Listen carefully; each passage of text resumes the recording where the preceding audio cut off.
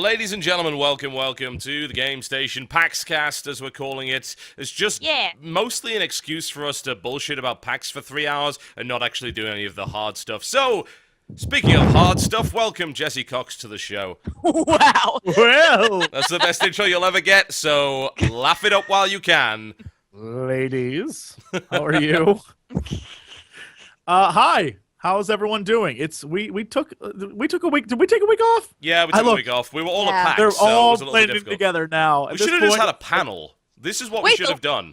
We should have had a panel. Next time, let's get a panel. Did you see the panel list? There were people on there who anyone could get a video panel. a year. Come to my panel. In Yeah. fact, I believe there was a panel that was like, we had a podcast 2 years ago. It's a reunion panel. If that was Idle Thumbs, then that's entirely acceptable, by the way, because Idle Thumbs is amazing and far better than this podcast. But just pointing that out. This is quality. We are quality. In what universe is this a thing? You know, I realized that the last podcast that we did was actually the one that Jesse hosted. Yes. And that was a fancy thing that we did. A fancy The ending thing, of that yeah. podcast, the ending of that podcast may have featured the greatest trailers we've ever done, ever. Oh, Lord. They were pretty great. They were great trailers. You're welcome for for holding the torch. Indeed. While you went off to... I truly feel honored that you would do such a thing for me. That's so wonderful. As you can see, I'm wearing my regal hat of happiness, +2 of noob slaying, delivered to me. I think it's a chicken. I'm not actually sure. It's got tassels, which once again is a good feature for any hat. But I feel like It's kind of fantastic. I feel like you want to have a mohawk, but you can't commit. yeah, that's exactly what it is. That's what it is. It's a proxy mohawk. Proxy Mohawk. Proxy Mohawk. Indie punk bands. There's Proxy your new Mohawk. name. That's Mohawk. perfectly Behold, executed. we made Well this done. for you. Very well done. You're welcome. Dodger, welcome to the show. Hi. I don't know what to say. Nah, PAX was awesome. PAX I'm excited that PAX we're was gonna kind of awesome. We'll be talking about it in great detail, needless to say. Those of you who happen to be tuning in on the live stream, welcome once again. As always, Hello. we are on at our usual time. When I say usual time, people always seem to get confused because I will usually say, well, it's on at 3 p.m. EST, which is, of course, midday PST, which is 8 o'clock in the evening in the British Isles, which is 9 o'clock in the evening in Central European summertime, which is 10 o'clock in the evening, going. Eastern European summertime. That's me out of time zones. Like, I've made it a point never to care about the Australians, so I don't know the Australian time zone. I care about them. We'll give you half a heart. And more importantly, they're go delicious Tim Tams. I love you, Australia. I'm very surprised that you actually eat stuff that's sent to you, because, I don't know, it seems risky. Look, I've said this before and I'll say it again. If anyone is going to take the time to open a package, a pre-wrapped package, poison it, then reseal it, they're so dedicated to killing me. F it, they deserve a death. It's Because pretty if anyone's easy going to take that time, to get a hold of like a needle, though. You could needle some. if some someone's going to poison take into the there. time to get a needle and needle a package and then kill me, So easy. It would take no time. This is not that what? difficult. Acquiring a needle is What? not that tricky. I'm just saying, it would take me a while. Look, I don't know where you guys go to get needles. I'm not judging you. But if you Probably have from the needles same guy that supply- was trying to sell you shrooms on the bus, Dodger. Oh my gosh, that was the best. Guys, I have so many bus stories. If you watch Coffee Time, my vlog channel, you are going to hear all the bus stories because I was lost in LA last night for so long in like the Goddamn. sketchiest area. It was good. Guy tried to sell all the drugs, shrooms on the bus. Got yelled at a bunch. Actually, looks like I'm on drugs at the moment. This lighting is really bad. I'm going to have to do something about it. It's like, how pale can we get from PAX? Let's find out. It's offset from the hat. Yeah, exactly. It's a good color contrast. It's done there on purpose. It's like, keeps him if you're alive. exposed to nerds for too long, you actually lose tan rather than gain it. So it's just something to consider there. They absorb your skin color. Exactly. It just all disappears until you're whiter than white and can then audition for the part of the Milky Bar Kid. But there you go. Is this Wow. the thing? The was milk just None of you Milky guys Bar. have any idea what I'm talking about because you don't have Milky Bars in this country. All right, Milky so Bar Kid. okay, so the Milky Bar Kid is strong and tough, and only the best is good enough. Just remember this. So the Milky Bar Kid has actually advertised Milky Bars in the UK for a very, very long time indeed. In fact, if we bring up Wikipedia, I have no doubt that the Milky Bar Kid is in Is fact... this a person that we need? I'm going to find. He's Milky Bar. multiple Yes, people, one because kid. obviously he remains an eternal kid, so... Is he like the Doctor Who of candy bars? So Milky Bar... Right, okay. So what is a Milky Bar? A Milky Bar is essentially white my chocolate. God. Right? Advertising. Milky Bar Kid, yeah? So... This started, when did this start? A long-ass time ago. Oh, yes, Milky Bar 1961. The Milky Bar Kid. Yep. The new one kind of looks like the kid from A Christmas Story. That's what I was just gonna say. I was like, that kid looks like. Oh, that's so weird. I'm glad that you said it. Yeah, it started in 1961. It's had a string of actors, and obviously you can't be the Milky Bar Kid if you're not a kid anymore, so you grow out of it and they get someone else. And there was a huge drama in the UK because a black kid auditioned for it. The Milky Bar Kid has always been white, so there was Right. this huge controversy, and apparently it's... Yeah, the I Milky Bar may Kid be a is a bad blonde, person. I spectacle-wearing may be young a really child. bad person because I'm just like, what if it's the chocolate Milky Bar Kid? Because Milky Bars are white. No, That they're could be a white thing. chocolate. So could be a this was thing. this was a huge thing for racism. So there's this big crazy stuff going on with it. It was a huge step for racism. A huge step forward for racism. Good Milky work, Bars. racism.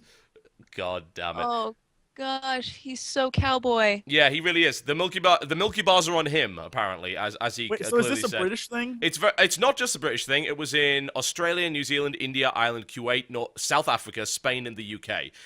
You're reading a list. Yes, I But I am like doing these exactly cowboy. that. I don't have Those that much places are known knowledge for about Milky Bar. cowboys. I was gonna say, what the? I How much do I know about that's- Milky Bar, guys? I imagine when that was created, that's what they imagined all Americans were like. Yes, pretty much. Cowboy, like dress them up like a cowboy. The Americans will love it. Yeah, in 1967, we hadn't yet visited the New World, Jesse, so we didn't know anything about it. No, that Christopher Columbus. But yeah, it had a little jingle. It was like, the Milky Bar Kid is strong enough, but only the best is good enough, blah, blah, blah. And then, the Milky Bars are on me. And then they'd say, enjoy the goodness that's in Milky Bar, which they then had to change for legal reasons because there was actually no goodness in Milky Bar at all. It was very fattening. So it's like cigarettes. Yeah, pretty Like, much. 4 out of 5 doctors says it prevents cancer. Indeed, yes. Eh. Anyway, well, that was a nice little tangent. Let's get right off it immediately. Okay, well, we're going to talk about PAX, so we're going to do so probably for the next few hours. PAX was kind of awesome. All three of us went there. Dodger flaked out on day 2, apparently. I did. I I was visited college, tired. so I wasn't there for Saturday. Oh, how but, dare you. How dare you do such things. It's a But terrible thing. just, I mean, Friday and Sunday were awesome. So There's so Okay, much to talk first things about. first.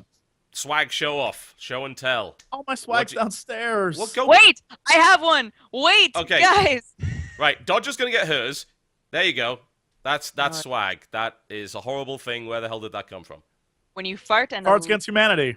out. Okay, so at the Cards Against Humanity booth in the Kickstarter area, they were giving out shirts. They would give black shirts out that had the like build up, and then the white shirts had the solutions.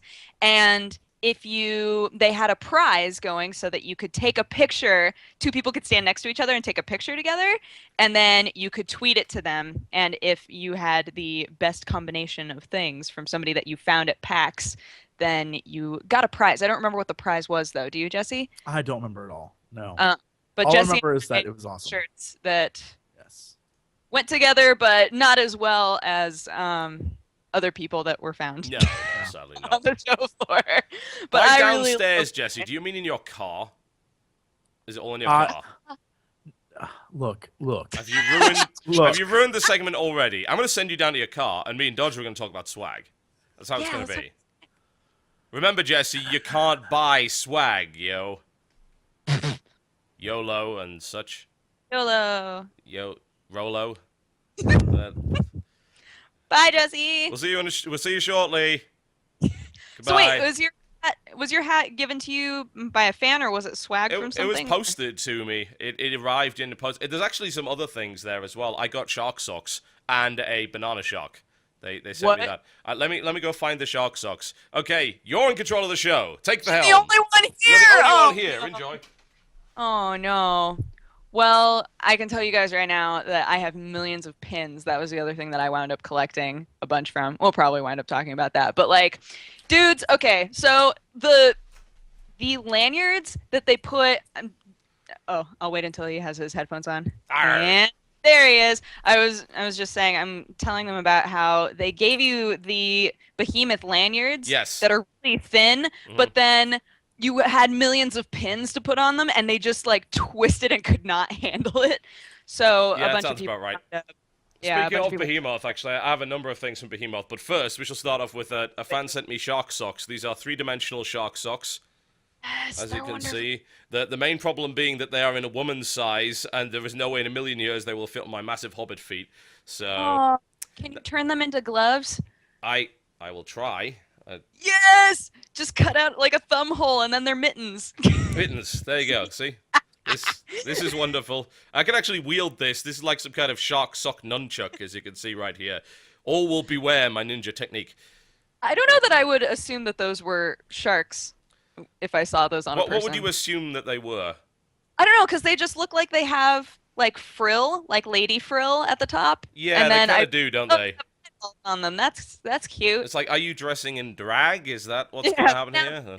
Now that I know that they're shark socks, I see it. I Yes, just don't know if. obviously. Oh! Oh, I don't think I was supposed to spot him. I think he was trying to be really like coy. Oh, it's a Plants vs Zombies hat.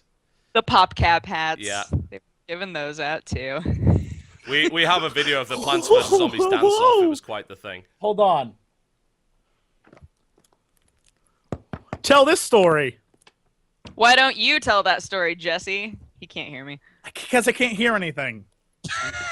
What? Hello? Why don't I you was gonna tell say, that story? Was that just Jesse? a general statement? Because he saw our mouths moving, and then he was just like, "Ooh, what can I say? I can't hear him because I can't hear I anything." can't hear anything. Universal retorts. Go, please continue. Okay, so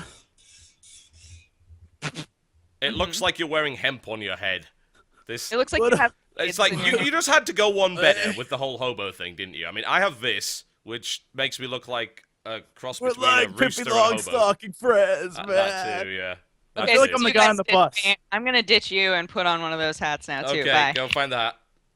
You Okay, were saying. so we found the Cards Against Humanity booth, and I got this shirt here that says it's in reverse, isn't it? No, it's fine. It's actually not in reverse at all. During his childhood, Salvador Dali produced hundreds. All right. That doesn't fit. That does not fit at all. So yeah. Well, the one shirt I did find, I don't think I can say in the podcast because it's very dirty. And I took Oh, a picture- please. Oh, come off it. Really? This podcast is already... I actually Okay, noticed fine, a couple fine, of days... fine. The One thing shirt- I noticed a couple of days ago, TGS rated this podcast partner rating green, at which point I guffawed heartily. But continue. All right, so it says, during his childhood, Salvador Dali produced hundreds of paintings of, right? Mm-hmm. And the one I found that matched it was pixelated bukkake. Wonderful. Yes. And we You took the really photo thought together. that was too extreme for this show? You There haven't we been on the go. show very long, have you? It was wonderful. What the But, balls is that? Now I'm match, guys. Where'd you We get all that have. at? What is it? I got this hat forever ago. It's a bear. Oh, We're showing off This pointless isn't swag swag. from you just You wanna guys are belong. wearing cool hats. The only hat that I got was the same hat you're wearing, and I refuse. We will not match. So, look, right. you can see you guys in the thing. Woo! Cardception. Anyway, Cards Against Let's- Humanity. So we went to, that's like the very first place after we had got there and taken a photo of Husky, which was amazing. For those who are unaware, all over the, like, when you first entered the registration area were these giant, like, StarCraft 2 posters. Yeah. And Because they it were doing the trials of Trials of the Zelnaga. Zelnaga, yes. and was it so had fun, by the way. it had Husky on it, but this is it in giant letters. It says like featuring Day 9, and then little tiny like with Husky, and then Yeah. and then his picture was like It was that. just It Color was me not remotely surprised. Of course, we took all the pictures. We're like, oh my god, look at him, he's so funny. Husky. But the Kickstarter area, there's like this area that Kickstarter had that was all these different, like the Oregon Trail was there, and we got some like awesome posters from that. But Cards Against Humanity was also there, and we were like, yeah, you know, we're really into your game, and we've just been looking for it forever. And they were like, well, you know what? Why don't you two share a copy? And they gave it to me, and she'll never get. She was like, Dodger's like, I want this so badly, and they're like, okay, here, and they hand it to me, and I'm They like, handed it to in my Jess, bag. and they. We weren't even subtle about it. We weren't even like, "Oh, thanks," and then fought about it later. We fought about it right then. Jesse was like, Right in front of them. "Mine, it's mine," and I was like, "No, this is not okay." But then in that area, because that area was awesome, We stayed there for a while. we had a lot of fun with the indie games. Yeah, there was that Oregon Trail. There was a game that was like, there were two games. One was a puzzle game that we found that you were like, oh my god, I want to play this. It was like Alchemy or something. Remember that? Was it the same? It was the same booth where the guys. You forgot to email them, didn't you? It was the same. I forgot to email them. It was the same booth where they had. It was basically the American Civil War, but with like steampunk. It was awesome. Gettysburg? great. No, I don't I know was what going to it's say called. that I've already played that game and it's awful. So unless they fixed No, it no, recently. no. It's like you play cards. Oh, and then okay. you Something like different the things move based on what cards you have. Okay, fair and enough. and it's basically it's like story driven. It was really kind of cool. It was totally Alright. indie because it was two brothers made it, and the two Yeah, brothers sure. were there. So we were like, Okay. I love you guys. Right. Well, we'll talk about games after we've finished showing off swag. Oh, I'm gonna try okay. and keep Anyway, everything together. so we got a bunch of like we were in that area for a while, and I don't know where I put it, but we played a game called Robots Love Ice Cream. Yeah, Okay. They do, and then we robots played. love ice cream. Then we played what may be the most fun game ever. Fist And puncher. Fist Puncher. Fist Puncher. It's a game. Yeah, we both have that shirt. So Fist Puncher is amazing. It's ridiculous. Basically, it's River City Ransom, Mhm. but done silly. And I think it's on like Project Implying Greenlight. that We're, River like, City Ransom isn't silly to begin with. Well, yeah. But I mean, like the Dodger played as a little girl who, in order to beat up a giant guy, jumped on his chest hair and held on and punched him in the face. It's awesome. You like It was jump on the person's head and just beat them. It was great. There were so many different characters that you could play, and they I played all had Dr. really Karate. funny like was amazing. special Yes. moves. They were all, I mean, it's a simple game, but the guys who made it had a blast with it. And they're like, there's 85 levels. I was like, Oh, yes. shit. Yes. We were like, oh, we should totally play this together. And then I was like, wait, is this only local multiplayer? And they were like, yeah. And I wept. Oh, And that's nuts. that's why they were like, that's why we put on Greenlight. So like maybe we can make it multiplayer everywhere. yeah. Oh, we put And it- then because I have too many of these damn things, another shirt for Borderlands 2. Yeah. Show Christ. the back. The back There is are like great. 5,000 of those. The back, this Yeah. Borderlands 2. It's a thing. Mayhem awaits. Bring friends. Yeah. And then I got a shirt for Husky. I didn't buy it for myself, but I got it for Husky because I figure that man needs a shirt. And it's from the game Go Home, Dinosaurs. And I figured that Oh my gosh, he will. That's love it. epic. That's pretty Right? fantastic. all he wants to do is Love grill. that shirt. And then I got this because it's Oh, I see. It shakes. So when you throw it, it rumbles around on the ground. Oh, I was like, is it making a sound? I'm confused. It's like, hello, Dodger. Oh, that's a weird thing. That's oddly specific. I don't know. Whatever. But that's I mean, I got like a stack of like game demo craps and things, but As you do. yes. I It was have Oh. this. What is that? It's a Behemoth stress chicken from the Behemoth booth. I actually acquired. I think we spent probably a little bit too much money at the Behemoth booth. So we went there and they had this huge store. They had some epic stuff. They had a 4-player cabinet with Castle Crashers on it. Which is What? that blew my mind. It's like, how much for that? It's like, that's not for sale. Damn it!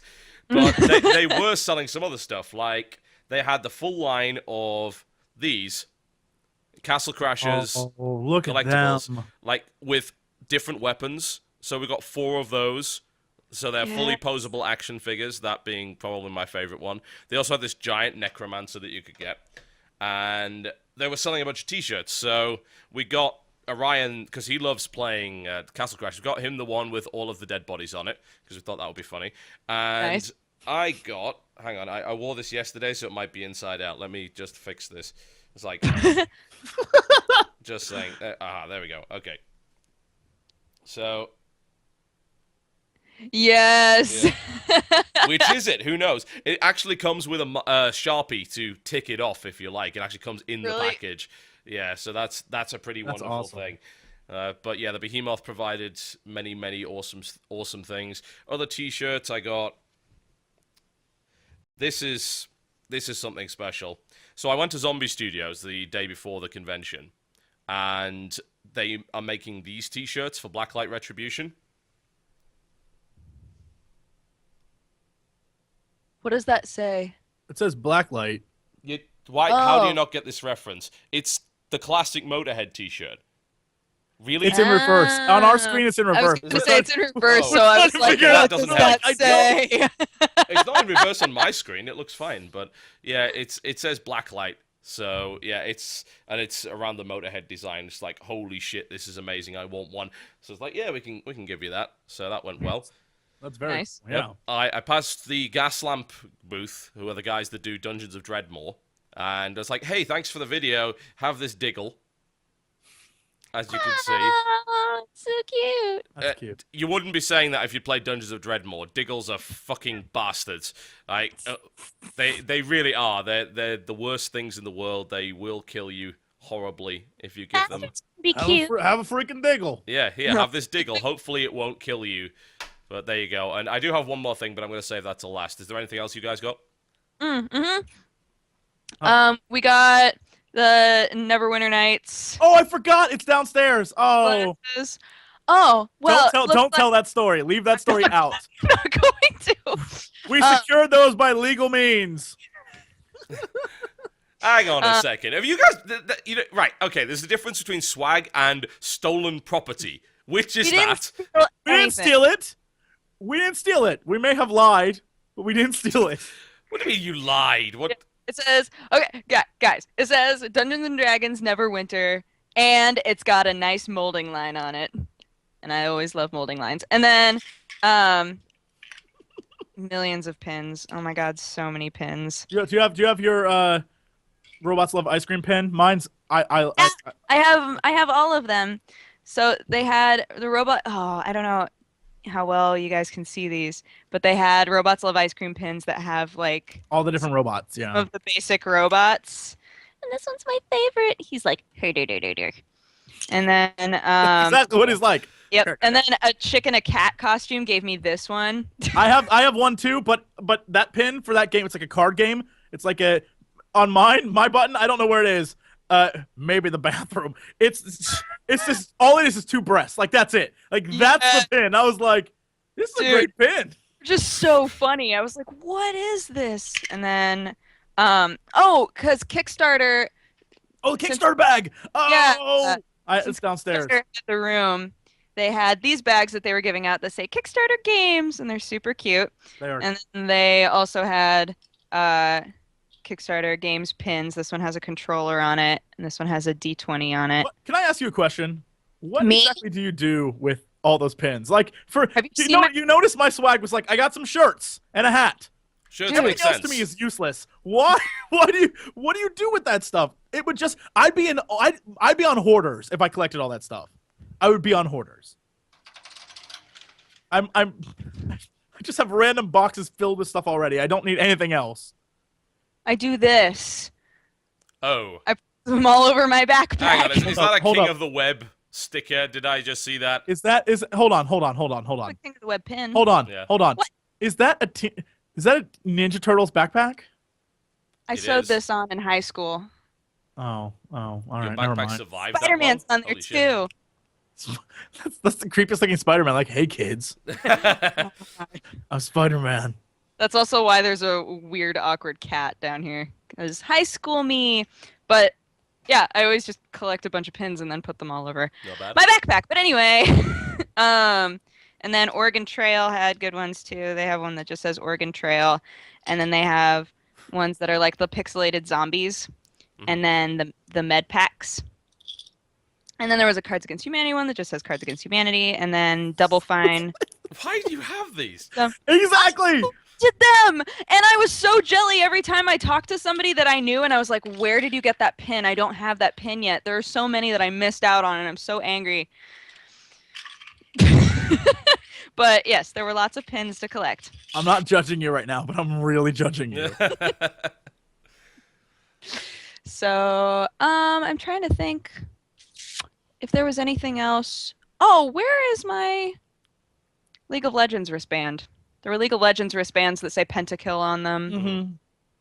Yeah, I League basically took over the entire 6th floor. It had a Yeah, the 6th floor was League of Legends. Seriously. It was for the most crazy. part. Yeah. All right. There's one thing that's left to show off, and this is gonna make everyone jealous. Just get it over with. All right. So I was at Zombie Studios, and we were doing we did an interview for the Blacklight and stuff like that, and did a playthrough of their brand new game. And they were saying to me, "Do you want an airsoft gun?" I'm like, "Well, I guess so." I was like, "Well, we bought a bunch to give to like kind of special people at the party, and then PAX and the venue told us you are not doing that. You are not bringing in fully licensed airsoft guns that look like real guns into the venue." So like, so we don't know what to do with these. Do you want one? I'm like, well, I guess. And I was expecting like a little spring-loaded $10 pistol, not this, which is a very hefty full. I believe they call them AEGs, like automatic electric gun FAMAS, like officially licensed Foreign Legion FAMAS, which also has a bipod, by the way. Because why not? Speed on that would probably hurt so bad. It It claims 466 feet per second, but that's with the 0.12 gram BBs, which you're never supposed to use on something of this level. Yeah. So apparently it was tested more like 350 feet per second, which still fucking hurts. And it's fully automatic, burst selectable, like they've got like cocking handle there. This magazine holds 300 BBs supposedly, just in case. What? Yeah, it's fairly ridiculous. So yeah, now I'm into airsoft. Who fucking knew? I am wish now. that mine was Run. within reach. It would be laughable to see the comparison. Why does everyone have guns all of a sudden? What is America? We used to do airsoft battles in college. Yeah. Come on. Airsoft's like a proper sport now. I mean, there's loads of places you can do it. So I'm considering taking it up because I guess going outside might be good. You're still trying to find yours, aren't you? I can't find it. Whatever. You know what? Whatever. Well, we could finish because there are all those damn buttons on top of it. Yeah. It's a pile of buttons. Nothing but that. Yeah, so this was okay. And this was fun because we tried to fly it back, of course, through the airport, which actually wasn't that much of a problem. But they said let the guy know at the front desk that there's an airsoft in your thing. So like, okay, so we hand over our bags, and it's like there is an airsoft in this case. So he breaks out a red form that says unloaded firearms, and says, okay, that's fine, but you'll need to take it through this, like, extra security. So we do, and the TSA woman turns around and it's like, okay, so what's in there?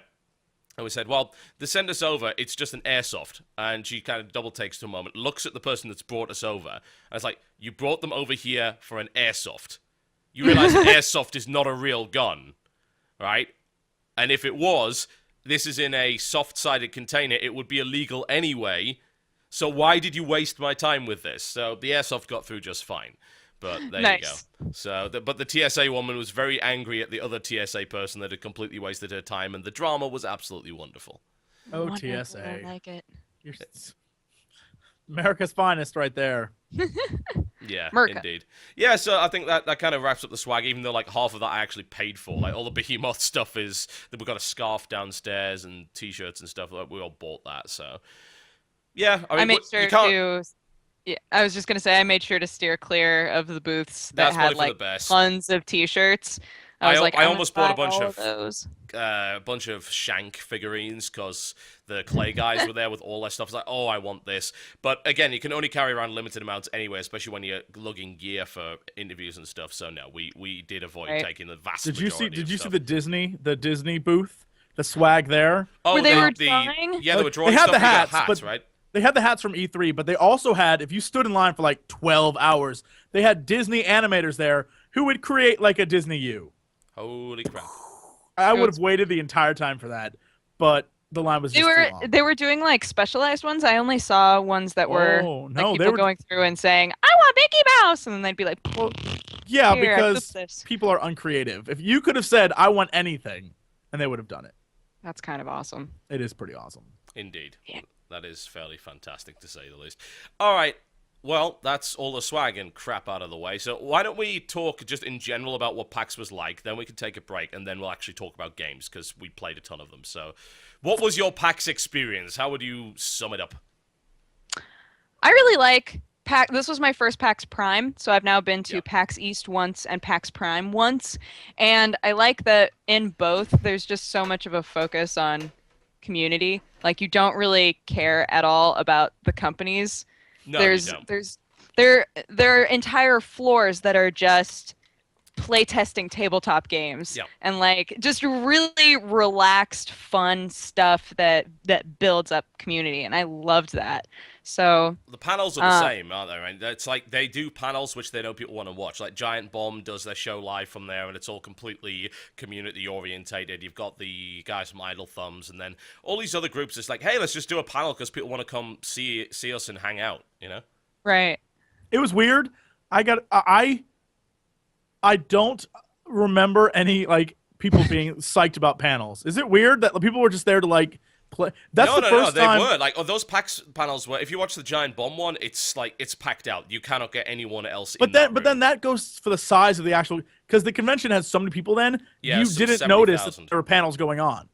Like that is absolutely true. I forgot that panels were existing. Until I looked at the actual like program, first day panels weren't even on my mind. Like it was open the program, like, oh crap, there were things you could go see, because there was so much there. Like there was so much there and so much to do, and because there was so much, lines weren't hugely long, and because there were 6 floors of stuff, there was so much to do. There was stuff even before the registration area. There was stuff to do. There was things everywhere, and I said this when I got back, but like, this is way better than E3. Yeah, anyone who's like, man, oh man, I want to go to E3, it's going to be so awesome. Save your money, go to PAX. No. PAX, well, more to the point, you shouldn't be at E3 anyway, because it's supposed to be for the industry, not that it ever fucking is. I was going to say, E3 is more of like a schmooze fest. It's like, it actually is. Let's like meet and trade business cards and have a drink and talk about stuff that maybe you're not supposed to tell me. Like, it's just a lot of parties. that. Like, there's too many parties at E3. It's like, oh, you got to go to our party. I'm trying to hear to work. PAX, yeah, I mean, at least with the PAX, it kind of makes sense because it's more of a consumer-oriented, hey, fun time. But E3 is supposed to be all business, and there's a ton of parties and shit. It's a complete waste of time and money, but yeah, I don't like E3. Like my first experience of E3 was a bad one. Our coverage sucked. You couldn't get access to anything essentially. It was a horrible, horrible convention center because to get from hall to hall, it took you over to 20 minutes. So you were having to go back and forth, and then there's of course the business center in the middle for some of it, and it was just a fucking nightmare. Whereas PAX is really well designed. You can get from both halls in about 5 minutes, maybe even less. The access is all good. There's plenty of space. It's because the convention hall is essentially vertical rather than this big sprawl. What you've got is access to all these different floors via all manner of different ways, stairs, escalators, elevators, and it's really easy to travel from place to place. And you get to see all sorts of really cool shit. Not to mention that the indie presence at PAX is massive. Huge indie presence. Right. So many indie games, so much tabletop stuff, which is awesome. Yeah. I mean, like, where E3 is, the convention center that E3 is at, it just showcases exactly what's wrong with LA in general. It's like, it does this rather than this, which, I mean, I know that a lot of that has to do with earthquake concerns and stuff like that, but it's so much nicer when it's 2 halls that are pretty close together and everything goes up. Everything goes up, like, yeah. You've got the 2 big expo halls, and then you've got your big tournament halls, you've got the international that was there, and of course League of Legends, and then you've got some smaller halls for either board gaming expo or indie game expo, and then you've got all these playrooms, which are they're essentially just tables. It's like, come here, you can LAN up, there's like PC rooms, so if you want to do a little LAN, you can do that. Yeah, well, what was that, BYOC, bring your own computer? Yeah, there was a BYOC LAN there, which I never visited for obvious reasons. Yes. And it was just a great, big, awesome mix of everything. And it was great for industry people because they were having fun. Like, all of the guys I spoke to at Sony, I was doing the planet-side stuff a lot. And I was saying, this is the best show we've been to. Our E3 booth was bigger, but this is just more fun. We get to do more cool stuff. It's a nicer environment. The volunteers there are really awesome. The enforcers, they make sure everyone is safe, everyone is having a good time, that the lines aren't too long, and they do a stellar job. They really do. And to their credit, they were paid for that. Yep. So they signed up online, like thinking it was just gonna be like a free thing, and you know, PAX is like, we'll give you some money. That's kind of awesome. They did a great job. They did a great job. Well, considering the amount of PAX badges that were sold, I mean, this thing was sold out a long time before the show, so they made bank on this, I think, and it's good that they did because it's easily the best show I've been to. I liked Gamescom from a coverage standpoint, but I think in terms of just pure community-orientated gaming goodness, it's PAX all the way. Oh, completely. Yeah, I would agree. I think, and companies were more willing to go the extra mile just for the average gamer. And I think that it really showed. One of the things that I will remember vividly is when Dodger and I went to the World of Tank guys. And we went into their booth and we were trying to talk to them about World of Planes because they had a massive setup. When you walked in, there was the trailer for World of Planes was like, and just like it was insane. Yeah. And that booth was packed with people. So we got to like go into like one of these interview areas with them. I've never felt more schmoozed in my life. It was amazing. They were so sweet. And they were so sweet. They had plane-shaped cookies. They were like, "You want a cookie?"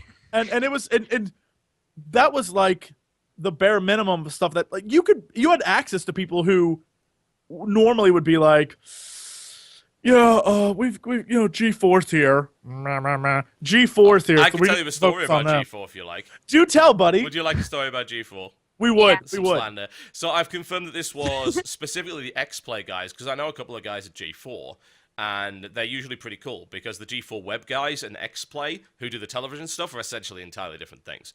So I get along fairly well with the web guys. They do some good stuff.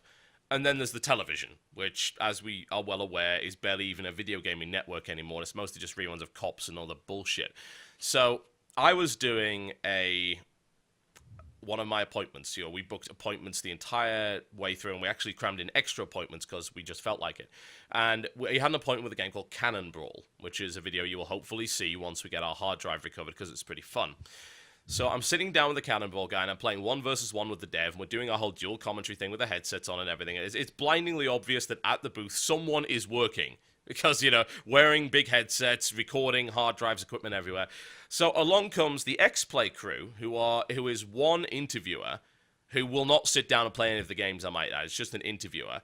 And then a guy with a boom. Was it a young, attractive woman? How did you guess? I don't know. It's almost like she probably doesn't like to play games at all and was hired just for this job. It's truly incredible that you had that kind of perception. And there was a guy with this ancient camera. This is actually a very cute thing. What tends to happen is if you go into an area like that, you'll see guys with huge cameras, and the larger your camera is, the more superior they think they are. Like, they have this aura of, we're better than you, we're on television, look at the size of our camera compared to yours. And, like, your camera's like that because from 1992. Our camera is baller. Our camera is incredible. It's not as big as yours because technology has advanced since then. Anyway, that's kind of beside the point. If you see the cameras that people use now, they're like photo cameras. Yeah, they're like the Canon 5D, I believe it is, the Canon Mac 5D. That is this big. Yeah, most people are just using those. They look like actual just what the hell, DSLR cameras. Yeah. But they're actually really good for filming. They're better than like anything else. Yeah, they blow them out of the water. Yeah, I mean, our camera is a Canon XA10, which is a prosumer camera. It's one of the only cameras you can get with double XLR inputs. So for dual commentary, it's amazing. It's a great camera. It's great. So good. Can't get them in the US. Can't get them in the US. They're only EU, apparently. They didn't release them over here. But whatever the case. Anyway, that's all beside the point. These guys come along, and they audibly, while we're doing our commentary, speak to the other dev that's there and say, we're ready to film you guys now. And the guy's like, well, TotalBiscuit's here. He's got an appointment, and they're filming right now. And then what happens is there's a pause, and they say, well, can you tell him to come back later? At which point, there's silence. My wife, Jen is standing right over there, and she just slowly looks at them, like, kind of aghast, with the kind of, who the fuck are you kind of look. I was going to say, that must be terrifying. And then the dev just, like, in a very strong kind of, we are not taking no bullshit today. It's like, TotalBiscuit is here, filming our game, go away. Yeah. And they slink off at that point. And the dev turns to Jen and says, oh, hey, we're G4. We have lights and a boom, but no one to play the game. Like, oh, damn. It's like, oh, no, you didn't. Here's how you can tell your television network is behind when it comes to gaming. I saw a commercial, and it's like, G4 covering PAX Prime September 15th with the latest news. What? Yeah. Even after getting our hard drive fixed, we'll still have all our shit out before them. Wow. I was like, really? All right. Sure. Yeah, so, G4 Web guys, you're cool. X-Play guys, fuck you. Simple as that. You douchebags. And we can say that because the people we love have left. The people who made that show left. Yeah, exactly. It's like Adam Sessler isn't there anymore. Kevin isn't there anymore, so fuck him. Sessler, in my opinion, is, quite frankly, one of the most stand-up guys in the industry. He has some incredibly well-thought-out opinions. His Metacritic rant is the stuff of legends. He is fantastic. And he's not there anymore, so fuck him. Who cares? So whatever. Yep, whatever indeed. But yeah, that's the G4 story. It's a real shame that happened, because that was like the only negative experience I had with any group. All of the other reporters who were there, whether they be from television, magazines, internet, all super polite, all really cool, just want to shoot the shit and talk about games. And that was the experience that I had with them. That was great. That's good. Developers, when you talk, especially indie developers, you could sit there. I on the 6th floor, besides the giant League of Legends area, there was the PAX 10 area. Yeah. And so it was, and then of course, then there was the Minecraft booth and stuff up there as well.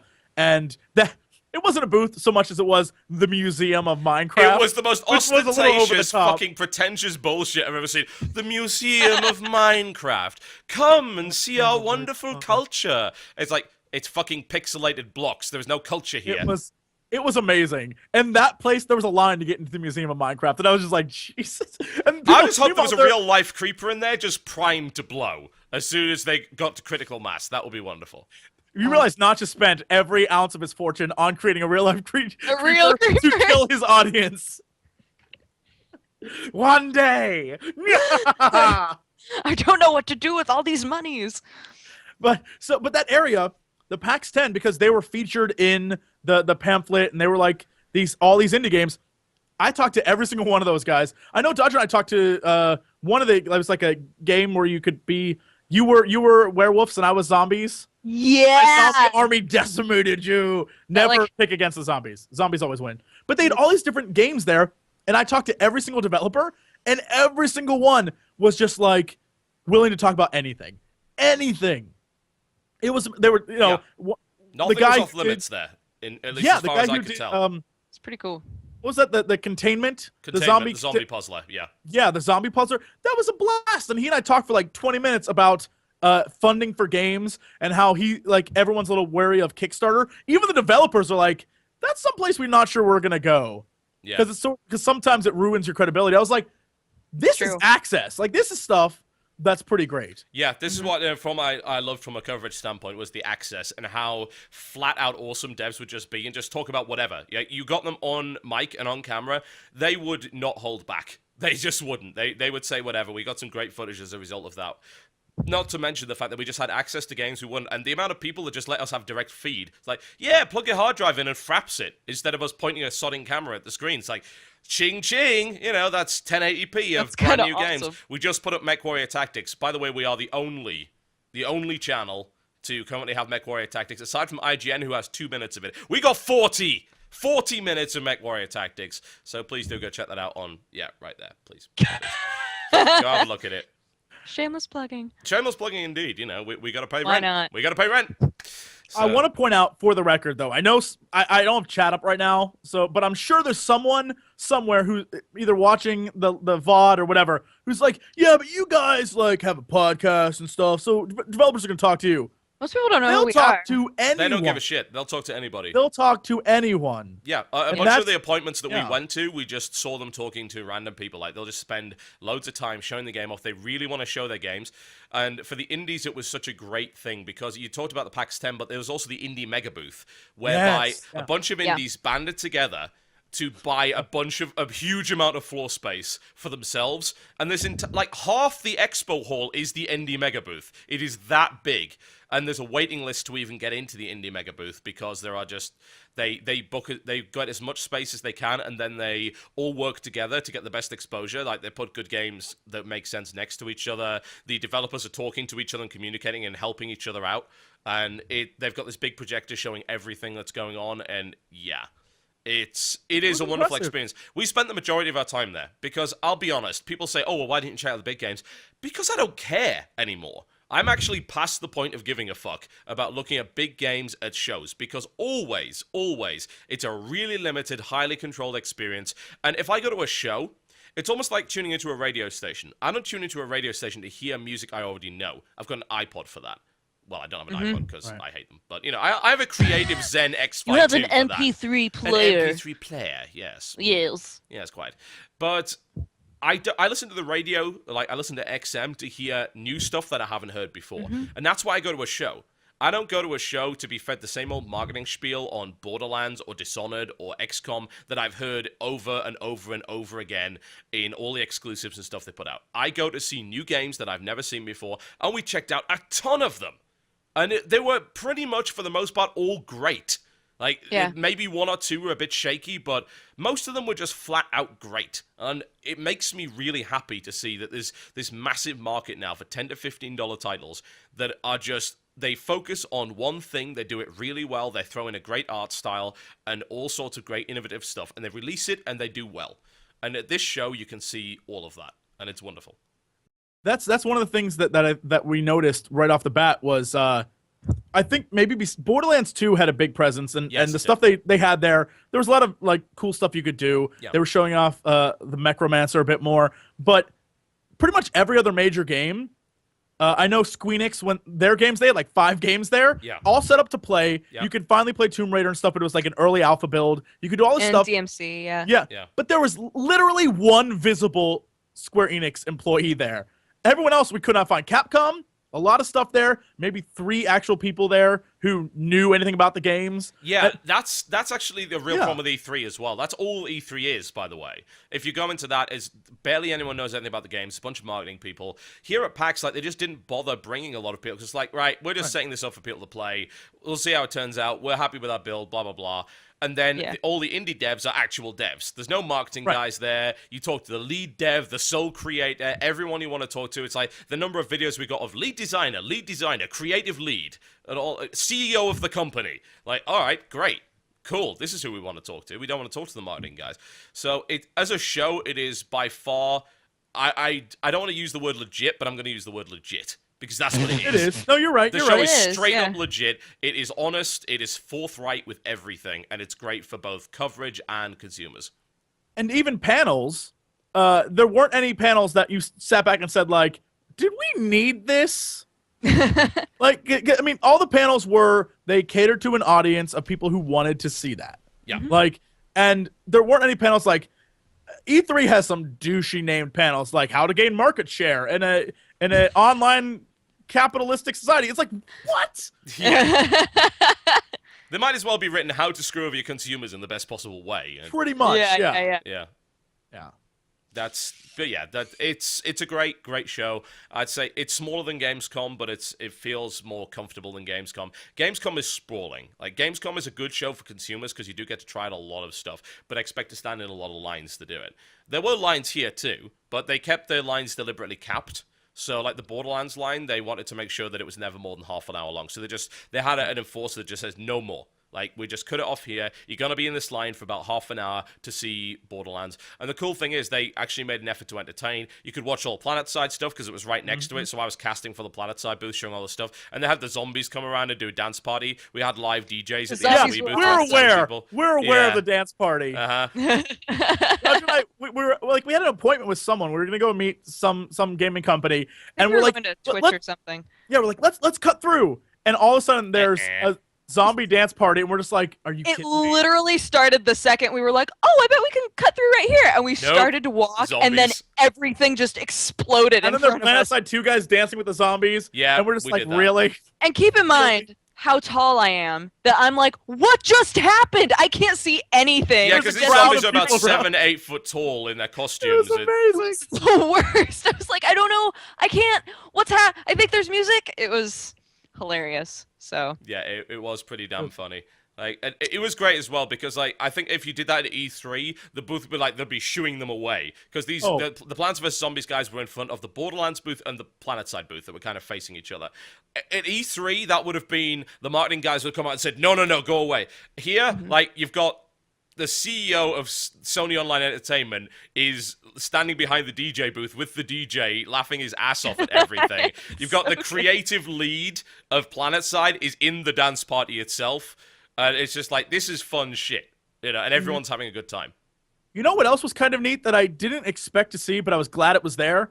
Nintendo, like, came with their game. Yeah. And they didn't just buy a booth space, they bought the hallways. Yeah, they so did. every like level of the escalator was like 7 or 8 booths of 3DS games. Yeah, come play. And yeah.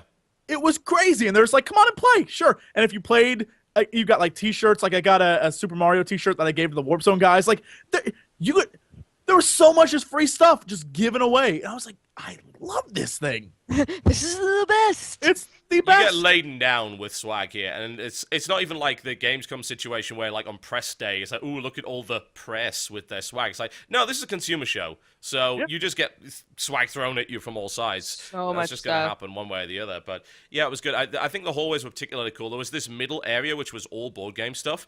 They had this giant War Machine statue, and that just look at that one statue convinced me I want to get into War Machine from Privateer Press because the model quality is like, this is I don't even know what this is. I think this is a steam-powered, necromantic, cybernetic, horrendous death machine, and I want it in my life. Sounds about right. Yeah. They had a whole table with Star Trek Catan. It's like, oh, Star Trek Catan. Oh, There's- don't Yes! tell her that. Don't. Oh no. No, I saw it, and I totally forgot to go back and And buy a copy. experience it. Fuck it, Yeah. I'm gonna Amazon and order one right now. That just solved that problem. Just anyway. right. It's Let's. just like, yep. yeah, Amazon. Here we go. It's like find Star Trek Catan. Let's order Star it. Trek Catan. Is wow. That's holy That's shit. steep. Yeah, What? 77 One bucks. left. One I'll left. race you. Shit. Am I logged in yet? Proceed to checkout. Yes. No. It's mine. No. Fuck you. Place order. Ah. Oh no, it's gonna go to the wrong place. No. Ah. Got it. Yes. Yes. Damn it! Some items are no look. Fuck you. I want to buy Star Trek Catan. Oh, I'll have to find it somewhere else. Oh. If it makes you feel any better, in my haste, I accidentally sent it to my house in Oregon. GG! So it's gonna get there, and my mom's gonna be like, so a thing came, and I think it's for you. It's gonna be ridiculous. I'll find it All right, elsewhere. so- I should have bought it at PAX. I'm such a douchebag. Oh, well, never mind. Yeah, so PAX in general, kind of cool, kind of awesome. I think we'll take a break now and we'll come back and actually talk about video games. Like, we have been talking about it now, but specific video games. Because I don't know about you, but I played lots of video games. And Yep. I've got a ton of footage coming in the next couple of weeks, but I can talk about pretty much every one of them. So we can do that. And when we come back after the break, that is exactly what will happen. You are watching the Game Station PAX cast. We will be back shortly. Do not go anywhere.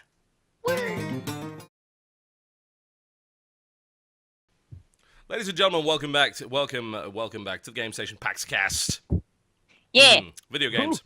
That's what we're talking about. Talking about video game show. We're going to talk about video games itself. So, who wants to start? Because I have a feeling we've played a lot of video games this weekend. Yes, yes. Yeah, I'm trying to look up the name of the game that I want to talk about. So somebody else start. Now, Shall I begin? are we just focusing on PAX right now? Yeah, all pack stuff. All right. All PAX. What was the best thing I played there? Man, there were so many games. So many games. No, man. I guess I can start with I No. loved Borderlands 2. I just want to put that out there. Okay. That was a real fun experience for me.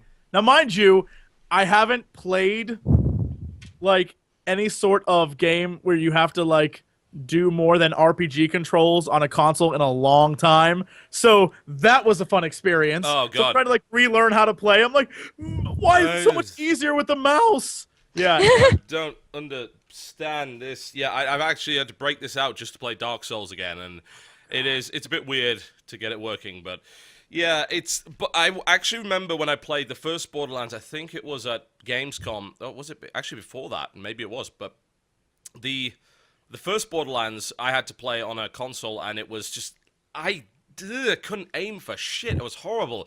So yeah, I always have the problem with FPS on console. Now it actually gets worse the more I play FPS on PC. I just flat out don't want to play FPS on console because it's just horrible. Yeah, that's pretty much the experience I had. Every time I would aim, luckily there's sort of a semi-auto aim Yeah, feature. there has to be. So There has to be. yeah, when you look through a sniper scope or whatever, if you're in the general area of a guy, you'll target the guy. So that's lucky. It's no but, fun though. I hate that. Yeah, It feels so cheap. But what choice do you have on a pad? Saved my ass, that's for sure. But the missions and stuff, the stuff they had there was basically an arena style thing where you talk to an NPC and then a bunch of guys come at you and then you get to test new weapons and test your abilities. That was pretty much it. So it's basically the same as Moxie's Mad Underdome Riot or whatever it was. Pretty much, yeah. And except it might have just been a beta, or not a beta, but just like a build for Probably, there. yeah. But Necromancer, pretty freaking terrific. The robot you get is just this like giant brute of a guy who flies around and claps dudes to death. Okay. Like he's like that monkey with the symbols. He claps them to death and they explode, and it's kind of freaking amazing to play. Oh, I wish I played that. Which I'm pretty sure isn't that a character you only get if you pre-order? No, well, the thing about Necromancer is it's like it's a post-launch DLC. There was a big hoo-ha about it being like day one. It's like, oh my god, you cut a fifth class from the game, but it's like, no, the game's gone gold now. I mean, it's out. It's essentially at shops. It will be available within a couple of weeks. The copies have been pressed, so it's not like they can add it anyway. So yeah, they're now working on it, and that's it in a basic form. There's a bunch more to do with it. They give it to you if you pre-order when it comes out, or you can buy it for $10, or you can get a season pass, which is supposedly for DLC for like $30, so you're saving about 25%. I know that Steam had it on sale. They had like a sale a few weeks ago that was a real cheap version of the game, and it was like $20 gets you everything. I was like, sold, insta sold, double insta sold, and yeah. So the game was great. I had a blast with that. I got to play. I've been really looking forward to the new Tomb Raider, simply because I just want it to be good. Okay. Because all the Tomb Raiders have sucked except for the very first one, and that's just a really old game. So Wow, playing it again is like that's a bit of a blanket statement there. they're all bad. Really? The first Why? one. Have you played? Have you all of played them all? Because I would beg Is to this differ. your other Resident Evil with movies? Oh, Resident. No. Yes, I have. Yes, I have. Much like Dynasty Warriors, like Tomb Raider, they say they keep changing, but it's really essentially the same game. Dynasty Warriors, they say they keep changing, but it's except Dynasty Warriors is like the thing that I love to play, even though I know it sucks. Tomb Raider is just like, how can we exploit a giant-breasted woman again? Right? It's unfortunate, but the first game, I'll be honest, I played the first game because I was like, holy shit, it's a giant-breasted woman. So that marketing ploy didn't work at all, did it? Right, but I was like a young impressionable boy who was like, boobs, hooray. And so but the gameplay, and hopefully people agree with me on this, the gameplay just progressively got worse. Like, they just didn't care. They tried to revamp the series, like story-wise, but gameplay-wise, it just got progressively worse. I think that's what I feel about it. But I don't I'm hoping necessarily think that's true. I mean, I would certainly say that 2 and 3 are probably superior games. I mean, when you get to 4, Really? when we get to Tomb Raider, I think it was Tomb Raider Chronicle, and then 5, which was was it Underworld or something like Dark something? I don't even know at that That's the point. one with the guy. Yeah, That whatever was his name terrible. is. That was Yeah. terrible. And then they kind of redid it. And they did a bunch of handheld games, but they redid it with, what was it, Tomb Raider Legacy or Tomb Raider Legend or something, which was okay. And then the next one was actually pretty good, and Anniversary was really solid. So, I mean, they've been getting progressively better after the big dip in the middle that they had, I feel. I guess I don't want to say tainted by them, but I'm very jaded. I guess I want it to be a stellar game, and just okay isn't acceptable. And so I'm kind of hoping that the revamp, which looks terrific, is good. So I got to play that, but it was an early build. So I mean, it was fun, but it's hard to tell what there is, and you can't even make a judgment on what there was to play. So I have no clue, but I'm hoping something good comes of it because I like the direction they took it. I like the way the story's going. It's like the Batman Begins of Tomb Raider. So Yeah. like, we're gonna give you grittier That's a good way to put and it. more lifelike. Like there aren't gonna be T-Rexes showing up for no reason. Well, we're gonna make that would be nice. yeah, we're gonna make it more true life, and then we're gonna just start it from the beginning. And that I think is a terrific idea. Yeah, when I was creeping on other people playing the game, I really like the way that the gameplay looks because most of what I was seeing was people trying to like maneuver around the space that they were given in the demo, and it looked really interesting. Although I'm concerned that her voice will get annoying. I'm really hoping that that's not an issue because when I was listening to it, I was like, not sure. I was creeping on people playing DMC too, and the gameplay in that looks really good too. I'm excited for that That's game. the one game I didn't get a chance to see. I absolutely hate it. I was about to say, like, I'm maybe jaded on that series as well. Yeah, I'm like, meh. All right, so why do you like the way that the new DMC looks?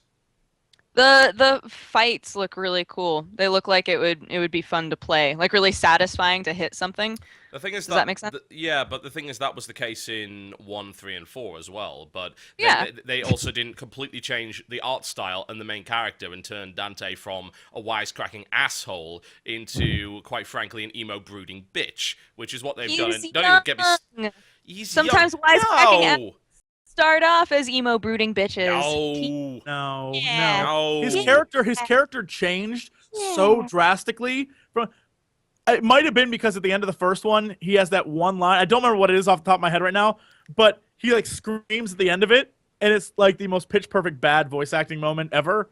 And now I need to go find that online. For those who played, if you remember the final scene where Dante like yells, I don't remember what he yells, but it's so funny. And now you guys talk. Now I need to go find this. It's just, Okay. What I'm concerned, DMC was always about Dante being an absolute wisecracking badass. Bit of an asshole, more than a bit of an asshole, but an absolute badass. And that was conveyed not only in his character, but in the way that he actually fought enemies. It was a very stylish way. And the whole thing oozed style in that regard.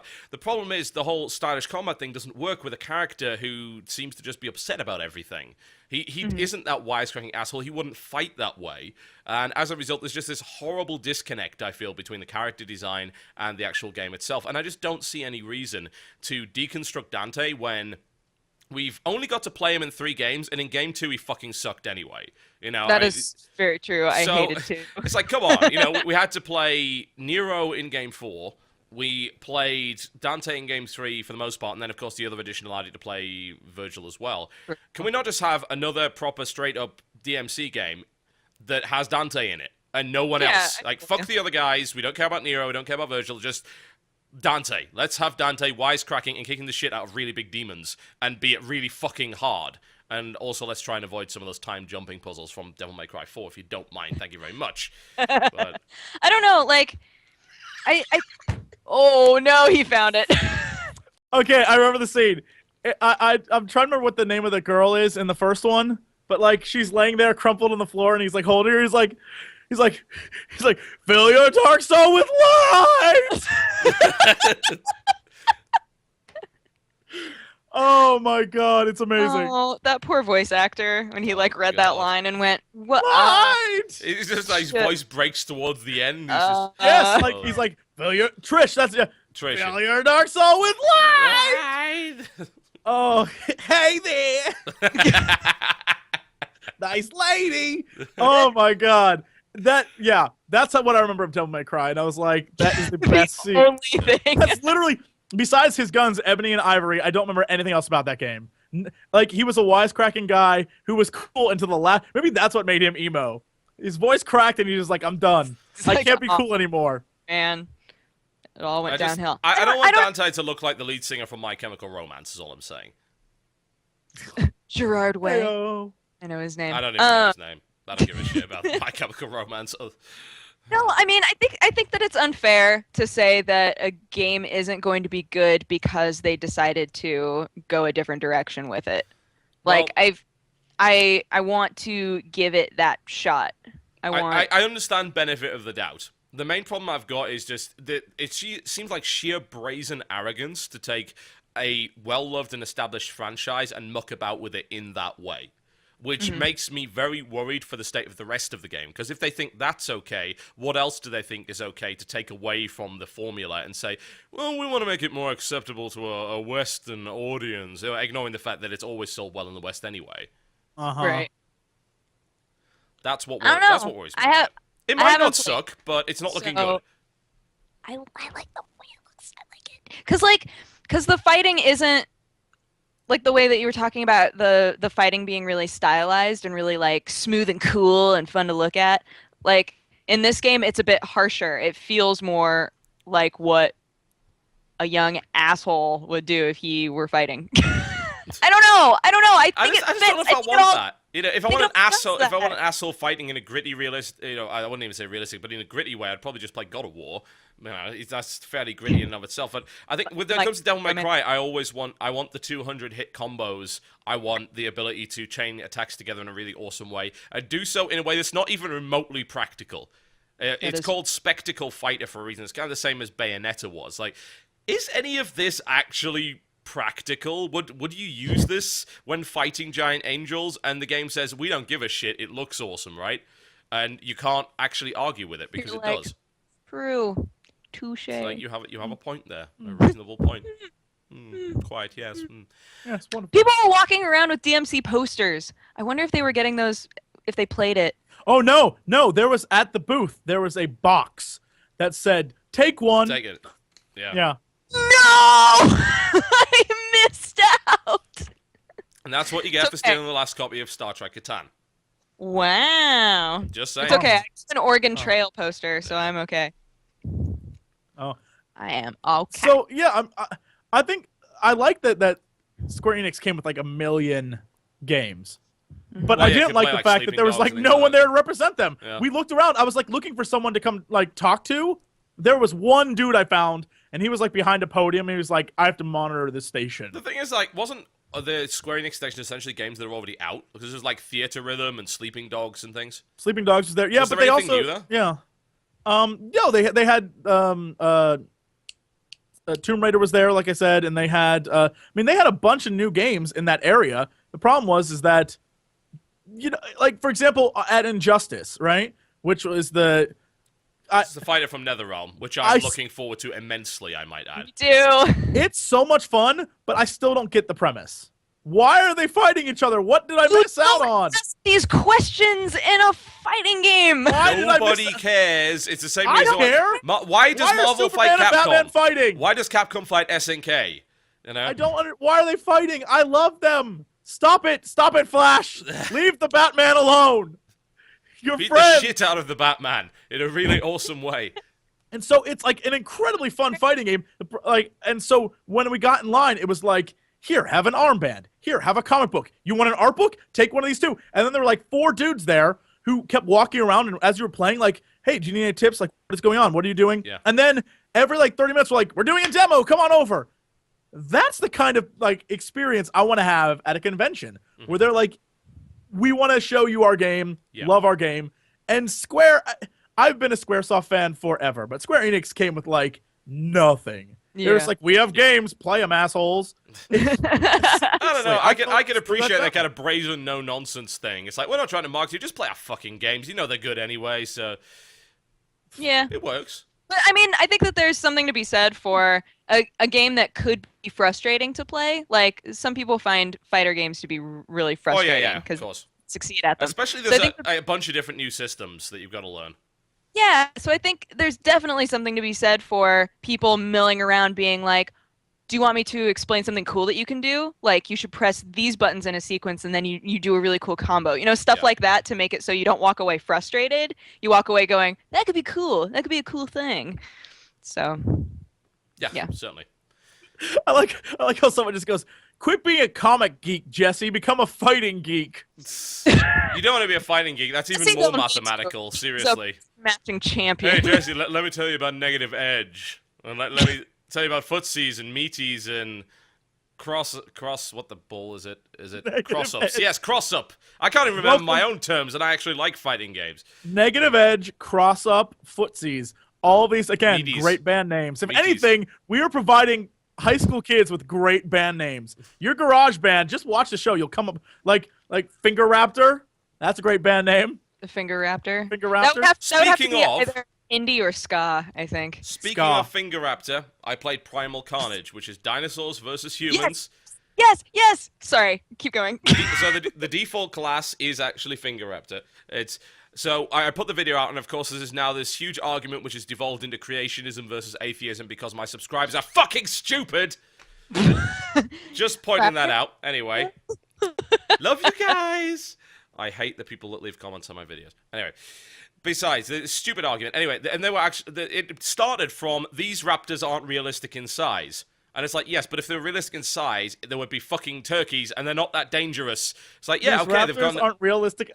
I love. I just want to point out the human size has automatic weapons. So, just to point out, not only were humans and dinosaurs not alive at the same time, they have automatic weapons. We're Yeah. not worried about that. Suspend your disbelief Please, a smidge. please. You're going to do dinosaurs versus humans. Realism is not high up on the priority list. But whatever reason, I started playing as the raptor, and the coolest thing I liked about it is the way the raptor's animated. Like, you can kind of go stealth mode, and it's not such a mode per se, it's just like the raptor kind of gets down like this. He and just hides sort of- under a box. Yeah, pretty much. Walks It's a lot of like pouncing. Yeah, like- yeah, you can pounce. Yeah, right, You're as a just like, pounce. "Meh!" The You cool just thing is land on people. they've designed It's a lot of great. the levels with really high grass. So if you duck down and you run around in the grass, you can't be seen, but you can see the grass move. So humans are actually looking for the grass moving. It's like, oh shit, there's like raptors coming right at us. There's also areas of the level where they've put these tiny little holes that if you sneak under them, you can actually escape as a raptor. So you can do all sorts of crazy stuff. I escaped through a hole, snuck around the side, then jumped on his head and ate him. It was great. And you die really fast in that game as a raptor, but you also pretty much instant kill. So it's a pretty tense game. But I think probably the most fun was, I think, the Pteranodon. The Pteranodon was a flying thing. Yeah, Oh, okay. like pterodactyl, Like essentially. a pterodactyl. Yeah, Pteranodon. It flies, and its attack is you swoop down. It's really hard to land this, but you grab someone, and you can fly them up in the air and then just drop them. And that's what they do. They're an aerial That's awesome. scout. They have this roar which reveals enemies on the map, but that's their main attack. They swoop down, grab someone, carry them up really high, and then just drop them. And you can also drop them on other people, which is hilarious. The whole game is full of stupid crap like that. There's, I think the Carnosaur has a tail sweep, and it sends people flying. Like, you hit a tail sweep, it pretty much instantly gibbs the guy, and they fly across the level. And they can do a charging headbutt, and there is a T-Rex. If there's enough, I think you've got to have enough people in the game to play as a T-Rex. There could be one T-Rex out in the field at any given time, and that's. The whole think game it's- is fucking phenomenally fun. It's ropey right now. It's got some issues, but it's really fun. It doesn't look as. I think that if someone were to sit down and play as humans first, you'd be like, this game doesn't look that impressive. It looks far more impressive when you're playing as a dinosaur. Yeah. But yeah, I'm so excited for that game. And now that they have like if you pre-order the game, you get the feathered skin for Raptor. You can be like a Yes. raptor covered in pretty feathers. Well, I was like, yay! Yeah, that was one comment. Another comment people make in the video is like, oh, the raptors had feathers. So it's like, yeah, and if you pre-order, you can get the feathers. So if you want to be historically accurate, pre-order the There damn you game. go. If you need to look that pretty Yeah, to kill we people. broke the site last time, so I don't want to link it again, but there's a video up on my channel if you want to see it. Do it. Don't break that. Yeah, try it. Promotion. Indeed. They've done a kind of 2-round format because they thought everyone wants to play the dinosaurs, right? So how the hell is this going to work? Well, basically, everything's 2 rounds and you play one of each. So that's how it works. And the humans are surprisingly fun. Like, there's a trapper that has a net launcher, which is very awesome. Like, you hit them with a net, they get wrapped up in it, they fall on the ground, and then you just, like, walk up to them and execute them, which is really fantastic. There's a guy with a flamethrower, there's a guy with a minigun. Yeah, you've got kit. It's pretty fun. And I think, like, if you're playing as a team, the tension is the best thing. You know, get into a cool position, look at the grass, you see the grass moving, it's like, oh god, there's raptors in the fucking field, stealing all our corn and carrots. That's when someone on our team goes, clever girl. Clever And girl. Yeah. I could pretty much do a video of Primal Carnage with nothing but me sneaking behind people as a raptor saying clever girl and then eating the person. That would be all it would be. But that game is looking awesome. And finally, it's a good dinosaur game, because Orion Dino Beatdown is awful, and Dino D-Day is awful. So we now have a good dinosaur game coming, so... Can we all play that game together? Yeah. Or is it only local? No, it's completely online. So they have LAN too, which is cool. They're actually playing LAN there. It's like, hey, a game with the LAN mode, great. But yes, we can play together, and we should play together when it comes out. I believe the beta is happening right now, so maybe I can talk to the devs, and maybe we can get in, and maybe we can eat Jesse. Yeah! Let's do it! Yeah. I'm delicious, by the way. Oh, really? That's a funny thing, actually, because this I can confirm, by the way, having seen Jesse walk around the convention and eating dinner with Jesse. Jesse is a chick magnet. Quite literally, Jesse is actually a chick magnet. So many The amount of girls that came up to Jesse, and Jesse's like completely alpha with them as well. He's not kind of slinking away from this. Like, you come here, it's like I gotta grab them in, like bringing them into his gravity well, What? I guess. That doesn't sound like Jesse at all. Brings him in there, and I say, "You're gonna do a duck face picture with me," and he does this with everyone, like males, females. He gives no fucks. So many duck face Yeah, pictures. it's huge for amount of Jesse. duck face. That's because if anyone's willing to be like, was oh my god, incredible. Jesse, I'm like, dude, you, me, duck face. Duck Let's do face this right thing. now. Yeah. I love the photos. Some people were really good at them. There was And one. people There was were one not very dude. good at them, and that made it even better. There was one dude who I'm pretty sure is a male model because everyone like his picture we took like 2. He had the same face, Was but it was Blue like, Steel? Mostly photogenic guy. oh my! It was like, whoa, dude, why are you not making money off of this? Most likely, It was is. amazing. This It was is amazing. likely. That's kind of incredible. But friend zone, keep it up, guys. Friend zone. Friend zone. His Hashtag friend zone is so large it has its own orbit. You know, that's Orbit. how it is. It's just pulling them in via The the moon- force of That's friend not the zone moon. gravity. The moon was destroyed That's years no ago. moon. That's the friend zone. Just men, women, everybody. He doesn't Everyone. Give a, he doesn't care. Yep. Yep. All right, what else did we play? Let's talk about other games. So, I've talked about Primal Carnage. Jesse, you've Shoot. talked about Tomb I Raider. put that so- card away. What have I done? Come on, Dodger. Don't let the side down. Minion Master was the name of that I game. played that. Yeah. I played it. I have a set of cards from them. I played that. Yep. I still have my card too. We can all it talk was about Minion Master then.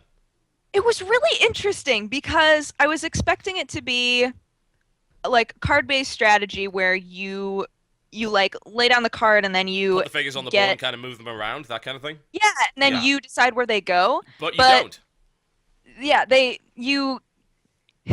Okay, so to explain to everybody who didn't play this game, so you Yeah. get you're dealt a hand, and the cards don't roll over, so you have to decide what to do with these cards now Yeah. and not expect to have them later. Mhm. So you can discard cards in order to gain what was it? Was it mana? It wasn't mana. Just call it mana. It probably wasn't. It was Yeah, like, it was just energy. something. Yeah, it was magic. get energy in order to cast any other cards Yeah. that you needed. Mhm. So there would be like monsters or effects and things like that, and then you would confirm what you wanted to do with your entire hand, and once everybody who was playing had confirmed, then the game would just automatically do whatever monster The individual unit is designed to do. Yeah, each unit had its own set of parameters Yeah. that the developer was showing us. So basically, like They were all completely visible. None of these were hidden. You can see them on the You can card. like click on the Yeah. unit and it'll show you. So for example, a foot soldier, I think the guy with the spear, the spearman. Yep. he was a defensive unit. He would always like hold back, but if there were more of him on the board, they would gang up on someone. So if there's just one guy, he'd hold back. But if there's two or more, they like go off and attack. A knight, on the other hand, would run to find the weakest unit on the board to kill them. So he would always jumble look across for a the line entire... as well. Something to bear in Yeah, mind, because yeah, he has yeah, a trample ability. If he kills one, he can attack the next. So he will always look to set up an attack in a diagonal line. So it's almost like the rules of chess, but being played out for you. And I don't know, I was in two minds until I kind of saw the game rolling. It's like, this doesn't make a lot of sense. Why would I want the AI to control this for me? Exactly. Yeah. At first, I was like, I don't know if I'm gonna like this because I don't have as much control over the game as I would want. But it wound up being really, really interesting because you'd actually see these different parameters. Yeah, when you knew what the parameters were, you would then play cards and make sure, like, all right, this is what he's got on the board right now. This is what I should be playing. This is what I shouldn't be playing. And then this is how things are going to play out. So there is an element of strategy in there. I feel maybe that it might end up being a little bit too limited. I think it depends on how large the factions are, because they were telling us that they're going to launch with 2 factions and go with a third after that. And well, they had 2 more. Because there were 2 that were only still models. They didn't have animations yet. Oh, okay. That was the werewolves. The horror one. Yeah, the horror ones. So you played werewolves and I played the shaman.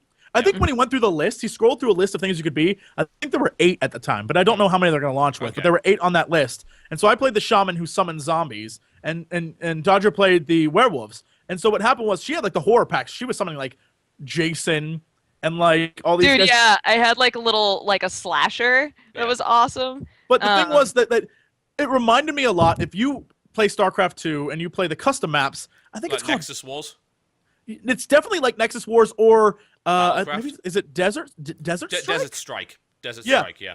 Basically, in those maps, there's a board in the middle that is, you have a base on each side, and then you build stuff in your own little square, and then it just sends forces at each other. Yeah, that's exactly what Desert Strike is, And you have no control over it. You don't control what the guys do, but you try to counter what the other team's doing. So it's about strategy over actually. That's what this game is. And so it came really natural to me, because when Dodger brought out her slasher guy, I was like, he's super strong.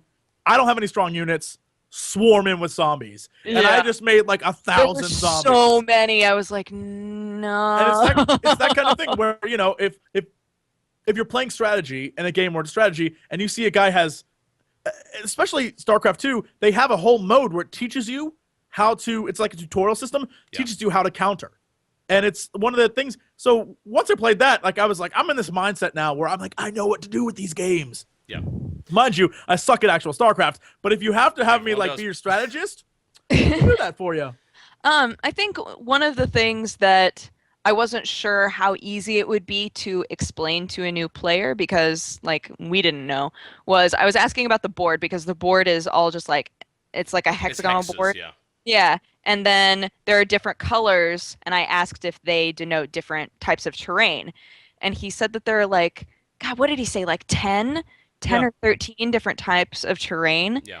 And I was like, well, the only simple. Like blue is water, green is grass. Yeah. Right, but like if you have to remember what all of these different types of terrain do in terms of holding back units or speeding up units, or what types of units can be on these different things, I think that would get confusing. But does it matter so much?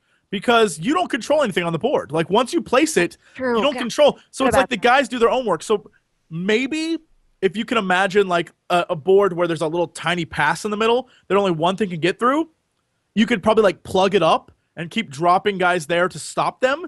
But you have to assume if imagine you have a knight, he would just run through there and go after the other guys. So it's really up in the air what would happen. I mean, I have no clue what terrain plays in that game, because you have no control over it. Yeah, it's a really interesting concept.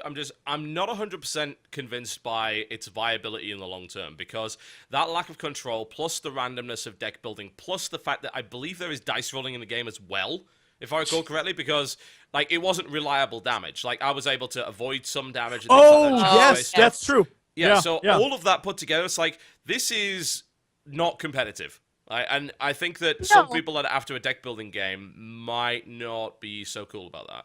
But when they were explaining like why they made the game, like what originally inspired them to make the game, it kind of doesn't necessarily need to be competitive because they were saying they really wanted to make something that was kind of like playing a board game, but was really fast. You could play Yeah. through an entire game We in just a did. few In under minutes. 15 Yeah. minutes, easily. Yeah.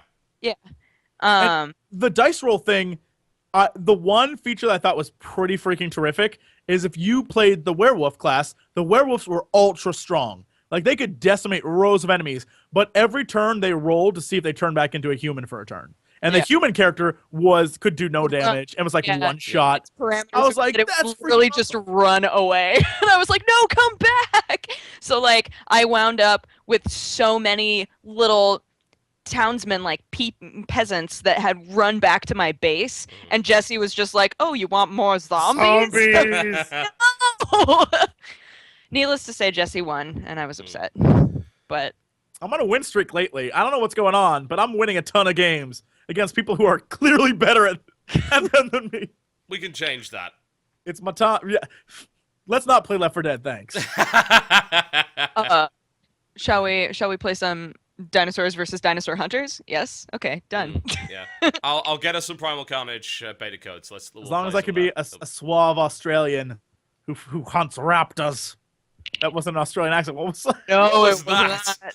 I don't know what that was. That was crazy. That was the worst. Jesse Cox, voice actor. That's right. Yeah. Oh, Peanut. But yeah, as I say, Mini Master, it's interesting.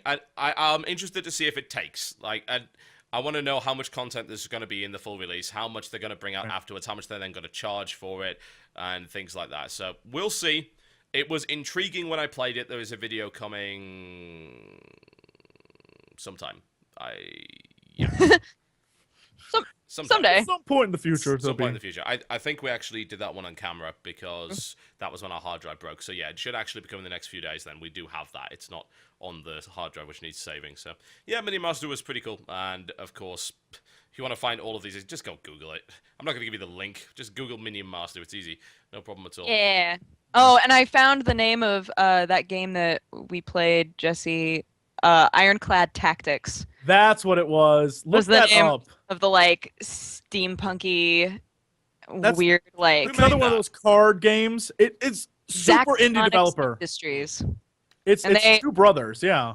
Have you heard of the game Space Chem, TB? Yes, I have, and I've avoided it deliberately because I'm told They that it is... made Space Chem. Oh, Christ. Yeah, so Space Chem is a game that I keep getting pestered to play because people like to see me suffer. Space Chem is one of the hardest, most ridiculous puzzle games there is. So there is no way in a million years I'm playing it, so don't even ask. But they are very talented, there's no question. That's so we see this thing and the way they sell it, and I swear we see Space Chem, we're like, what the hell is Space Chem? And the guy goes, the hardest puzzle game ever created. And Dodger goes, yes! And she's like, I want that so badly. I was like, why would you want that? I got really excited. He was like, "Oh, if you want like a copy of it, you can just email me." And I was like, "Okay, I'll do it. Yeah, I want that game." He was like, "Oh." I was like, there's no way.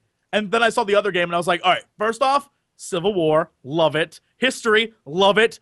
Retcon steampunk history, love it. And so I was in there, and it's a card game. So it's like you play your cards, and there's a board, and you have to move your units by using the cards. And so we may have gotten killed. We may have gotten killed by like run into a rock. Well, Not yeah. a big deal. No, I got killed by a flamethrower. You got killed, and then I ran into a rock and ran out of cards, and so you're just stuck there. Yeah, because the game is set up where you have like your little robots, right? And you can use cards to give them weapons and things. But then you also have to use cards. It's got a puzzle element to it. You are given a certain number of cards that are movement cards. So you have to assess the board that you're given and go, okay, I'm going to use my movement card at this point, and then this point, and then this point in order to get out. It's funny that you should mention that because this sounds very similar to another game that I played called Card Hunters, which was also at PAX. Card Hunters, yeah. So Card Hunters is done in the style of old school D&D. That's what it looks like. All of the characters are actually paper cutouts on little stands, which the art style's great. Yeah, it's a web-based game. but it's fully featured. And it's a card game, but you're also kind of playing a Dungeon Master-esque sort of Dungeons and Dragons game, but you're doing it with cards.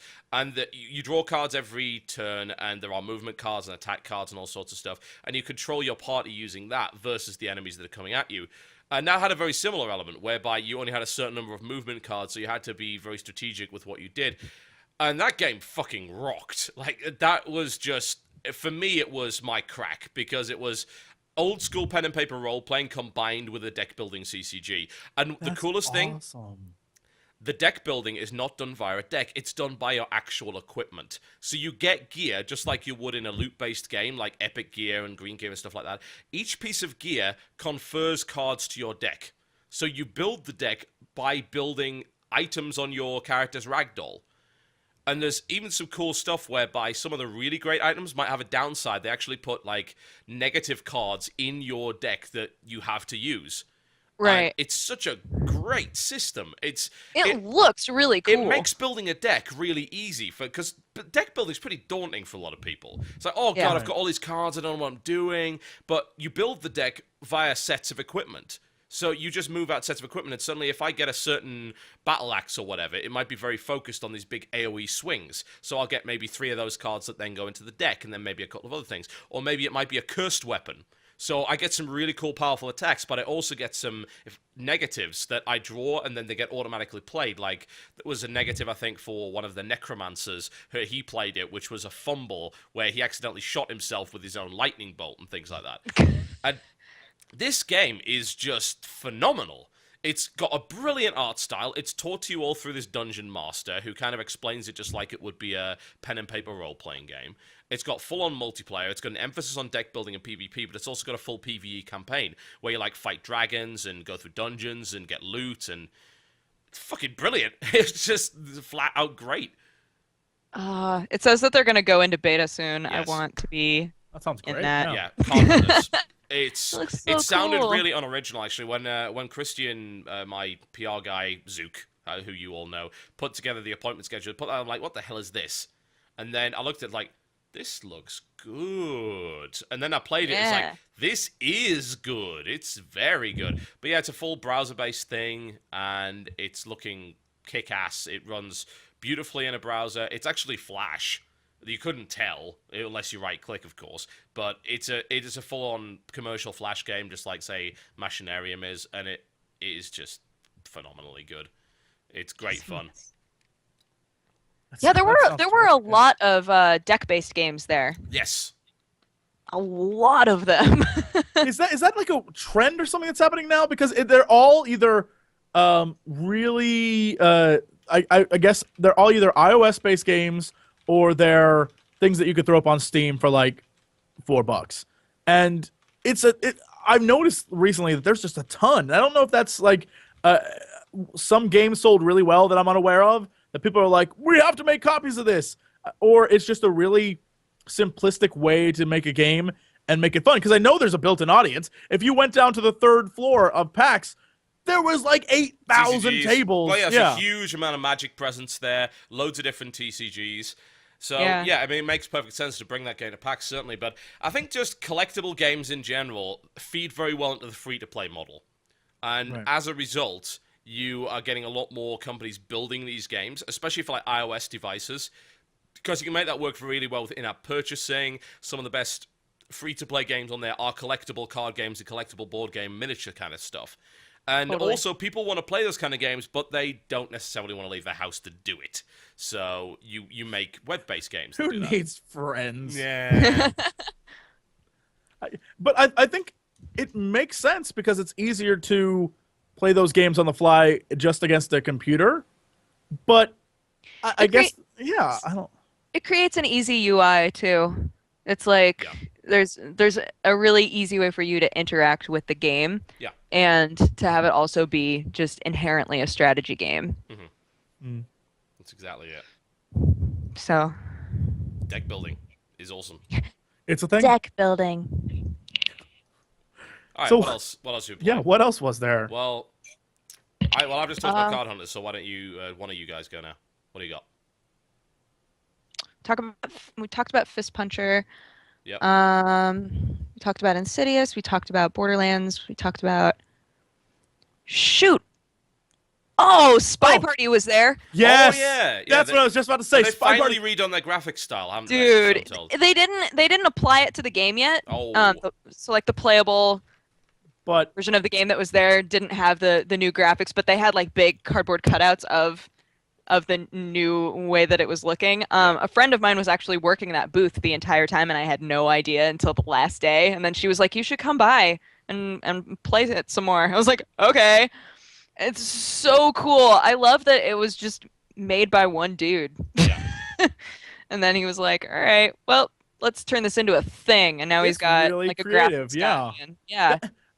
the premise is so amazing that it's one of those things that I kind of feel like I should be just making videos of constantly, because it's basically like, find the spy, and then the spy's like, walk over to the flower, touch the flower, walk. It's like, Yeah, don't look suspicious, don't trying look to be suspicious. Mm-hmm. What a great premise. I think It's really cool. I think we should Yeah. actually. I think we should actually do a video of that where we both record ourselves and our perspectives, but we're not on Skype at the time. Yes. So and then Yes! we all commentate what Oh, we're sorry. doing, and then we synchronize it. Let's do it. Let's get that done. Let's do that. That's a this week. terrific. Yes, Let's that's a make that terrific idea. 'Cause Yeah, that game, because like to explain like what the game is like, it's like a room, and it has a bunch of NPCs in it, Yep. and then there's one person who is the spy, and the game is entirely based on subtlety. So rather than being the spy who like goes in and shanks a dude and then blows up the entire building, you walk in and you have really strange tasks like find this person and give them a paper, and go to the bookshelf and move this book to another shelf. Things like that that seem like they don't matter, but are meant to possibly trigger the other person who is playing, who is the assassin, and they're on the outside looking, like, imagine that you're playing The Sims, so you're like on the outside looking through windows as though you're a sniper, and you're just watching everybody trying to figure out who the spy is. And if you kill somebody who's a civilian, everybody screams and freaks out. Well, yeah, that's And if the end you- of the game as well. If you fail, that's Yeah. it. So if you get if one you're able shot. to find the spy, then you're awesome. But unfortunately, I think at this point, the people who have been in the beta phase with this game have played it enough that the things that the spy does, they know all of them. So they look for very specific things. So I think they're planning on adding in more stuff so that you'll get a very randomly generated list. Yeah, you definitely need that, because otherwise it, as you pointed out, you get too good at the game and it becomes pointless. For us, it'll be great because we're totally terrible at it. So there's a real possibility. I think we'll try and make that video. That should be fun. So cool. Something that I think is kind of funny. Sorry, Jesse. So just really quick. Something that I think is kind of funny is that so they redesigned all of the characters, but the people who've been playing this game for so long are so attached to the really janky characters that are in the game right ones, now. Yeah, they can't just replace them. They're like, oh no, people are going to be so upset if we replace them and give them the same names. So they're literally putting them in with totally new names so that they're totally different characters. It's good. It's great. What were you going to say, Jesse? Do you remember? Nothing. I wasn't gonna say a thing. I like this. Hey there, everybody. You're having a You lot could of blame fun with everything on that stupid hat. Yeah. No, I was gonna say we cannot get away without mentioning the League of Legends presence. Like, they were everywhere. And here's the crazy thing: Obnoxiously so, I might add. they came to like just be fan friendly. It was not only could you sign up to get like the skins that were there, but then if you couldn't, like if you were just like, man, I missed the line, it's closed down for the day, they had a dude stationed there to just give you a card. Yeah. And the card had the passcode on it. So he's like, look, it's closed down for the day, but you know what? We love you. Have a card. Here He's you like, go. You won't get it as soon as everyone else, but you'll be registered to get the thing when you get it. And they had like buckets of wristbands, and at first you And- would think, "Oh, I have to go through the line to get the wristband." No, they were They like walked "Take around giving it as to many as people. you want." Yeah. Yeah. They Well, didn't wristband was say, to get you into. You could get a wristband to get in early for day one of the regionals, which was actually before PAX opened. because the regionals are like a 4-day event, so you need a wristband to get up to the 6th floor in the first place. It was the regionals. So I was up there, like looking around. I was trying to see if I could get a bunch of those cards to like give away. I did. So, but I was sitting there and I was talking to one of the developer guys, even though he was like low level totem pole kind of dude. But we're still having this conversation. In the background is the regionals going on, and it was hilarious. It's the kind of like if you've seen like StarCraft at MLG stuff. Yep. Imagine that, but just like people randomly going like not like StarCraft at the beginning, it sort of builds up to like oh my god. Yeah. This was like silence, then random moments of freaking out. Well, silence, yeah, because that's what it random is. moments. That's Everybody was like, oh! Yeah, I've seen a lot of League as a result because that is on the MLG circuit now. So I see League every time I go do an MLG event, and that's the nature of League. Like because it's farming, nothing happens. Oh, a gank, and then there's the kind of the moment where everyone goes crazy, and then immediately stops going crazy after that happens. That was the best part. Is what happened was the bit that I was there. It was like Curse versus some other team, and Curse was just dominating. They were just killing, and they pushed the other team back, was just decimating these guys, and one dude on the other team survived. And Curse goes around to farm like one of the dragons or something that's there, and this one guy is like, vengeance will be mine. He sneaks through the woods, and as they're fighting the dragon, just like launches his special and just kills one of the dudes. Everyone's freaking out. They retreat, and the crowd loses. It was like the greatest thing anyone ever seen. I was like, this is why MLG is so successful. Like this moment right here where one dude was like, F y'alls, I'm getting revenge. I was like, yes. Yeah, everyone loves the underdog story, man. They do, and that's why yeah. the comebacks in StarCraft as well as League are so very important. But yeah, League's a weird one like that. But I suppose you could kind of say the same about StarCraft. But when you have two really active players, more often than not, like there'll always be something going on. Like they're trying to scout, or they're trying to harass, they're trying to ninja expand somewhere. There's drops going on. There's airplay. So, but League is, I don't know. The metagame's starting to shift now to the point where it's all about pushing towers as opposed to actually getting kills. That was something that a Korean team called the Zubu Blaze actually did, and they destroyed the American teams by doing that. So that's now a style that's coming into play. So it's getting more interesting, and that if you were to look at the way they set up the League regionals, it's like this is what would happen in an esports event if you had unlimited money, because that's what it looked like. They had separate screens for mini-maps. For each mini-map on big square screens. They had individual huge screens on the front of the player booths for each name. It was ridiculous.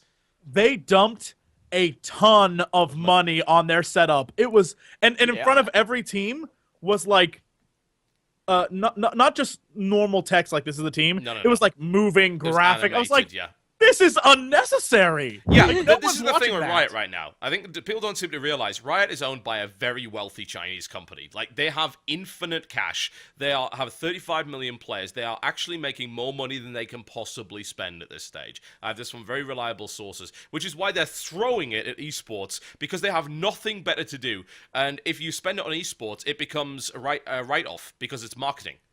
Marketing budget, you can be tax exempt, so that's why they're throwing so much money at it. That's what we do. That's what our company does. We spend money on marketing. It's tax exempt, so it's totally logical to do that. So they're just throwing so much cash at it, but they can create these amazing events. But if we're talking about amazing events, we should also mention the international.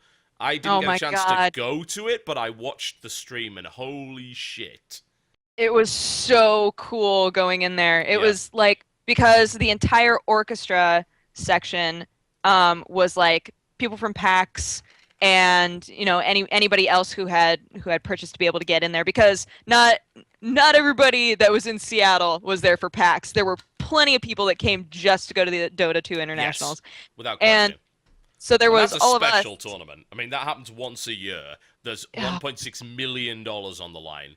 Gabe Newell is there, and it said something at some point. Ergo, everyone wants to be there.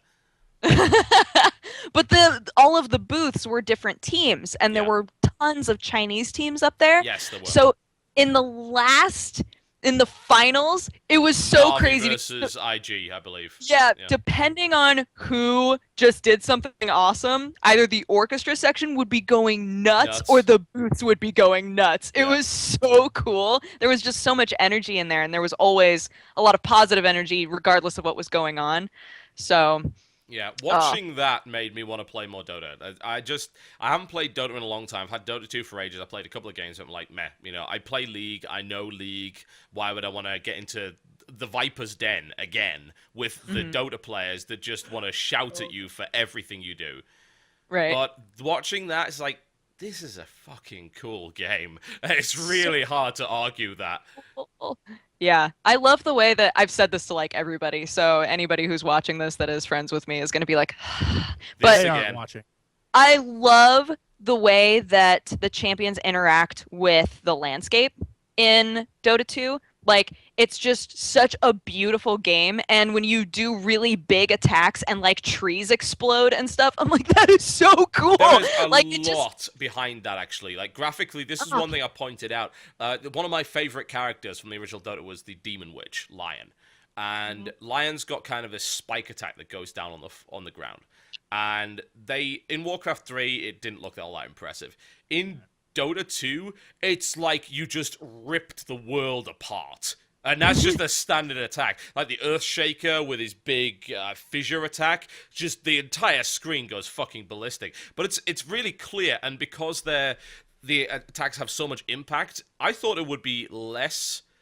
it would be harder to distinguish between the attacks. Like, in League, you watch a team fight, even if you played 1,000 matches, you still don't really know what's going on necessarily. But actually, I think Dota does a better job, even with a less clean graphic style, of showing what's happening, because they put so much force and impact and make each attack look really unique, instead of just like, oh, look, it's another beam.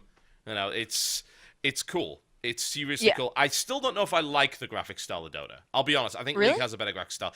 Yeah, Dota just doesn't... It's almost like it doesn't know what it wants to be. It was like Hon has a similar problem. Hon's got this really threadbare patchwork graphic style that it's like, well, it looks nice. Like, its fidelity is good, but where's the aesthetic? What's the angle? And I feel Dota's got the same problem. It's also got this really kind of washed out look to it at times. Some of the heroes don't necessarily look so great. But it's still an awesome looking game. In motion, I think Dota does look better than League. If you were to just look at the graphic styles and compare stills, I'd say League is better looking than Dota. Right. I guess if you're talking about it from the standpoint of which one looks more cohesive, then I think League has like definitely a very clear concept for how they have worked was a lot supposed on to that look. as well. They feel that's vitally important. As I was talking to Riot about this, and they're like, they are really strict with it now, to the point where they used to do really stupid skins, and it's like, we're not going to do this anymore because we're afraid of what it'll do to the aesthetic and the lore. And that's actually kind of unfortunate, because like, I don't give a shit about the League of Legends lore. I really don't. Because can I be honest? I didn't know there was a lore to that game until someone said like, you have to look up the lore, and I was like, it's wait, bullshit. There's a reason they're like, the wizards got together and agreed there would be a tournament. Like, whatever. Yeah. Well, it's not even just that. That at least is a premise. That's a basic lore premise for what's happening. Okay, cool. But no, it's got more ballistic since then. It's like the different nations interact, and there's this feud and political stuff. It's like, I couldn't give a fuck. It may be the one game that I just don't care. Like, the one game where I'm not obsessed with the lore of the story. Because I'm just like, really? Really? You need a story to, like, I'm going to play as a guy who shouts while he throws a spear at you.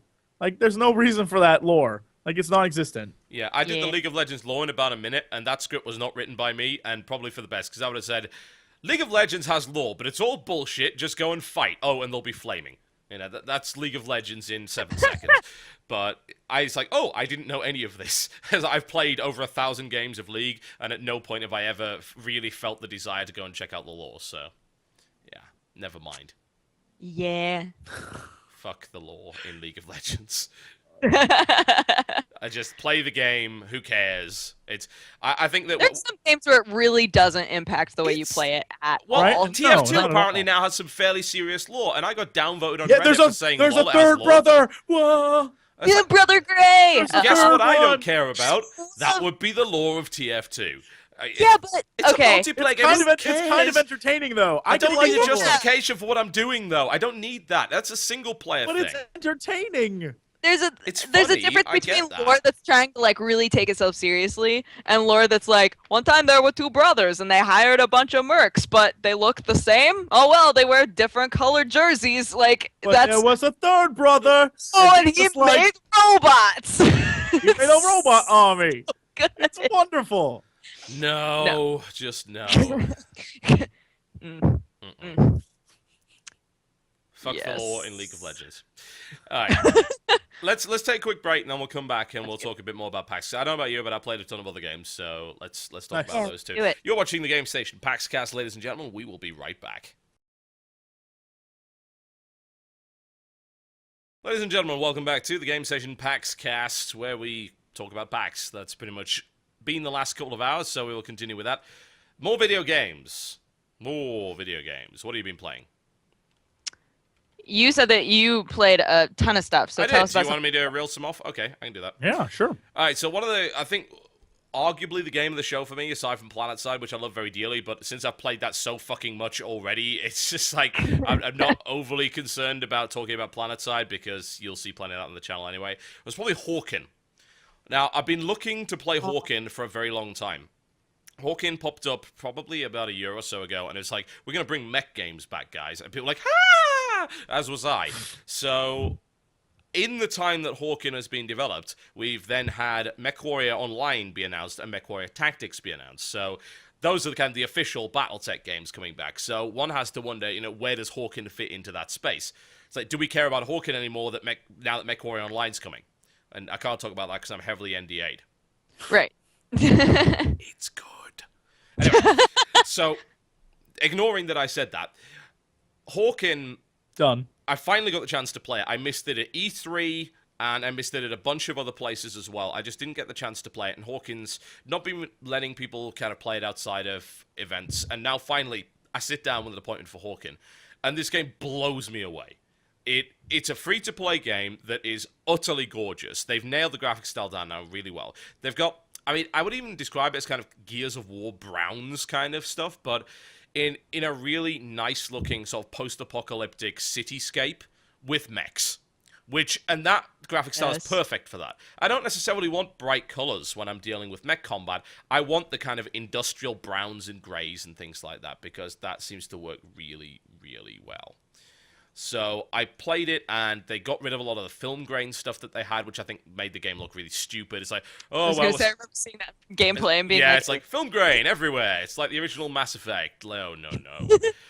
And they've gotten rid of a lot of that, and just fidelity-wise, it just looks amazing. They've been working with NVIDIA a ton, and it obviously shows, because the game is gorgeous.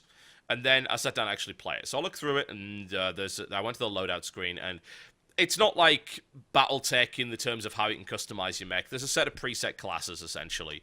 And I ended up picking, I started off with a Rocketeer, which was what it sounded like. And it was a heavy mech. They were showing the so-called C-class mechs, which for the first time, which are these really big, heavy mechs, quite slow.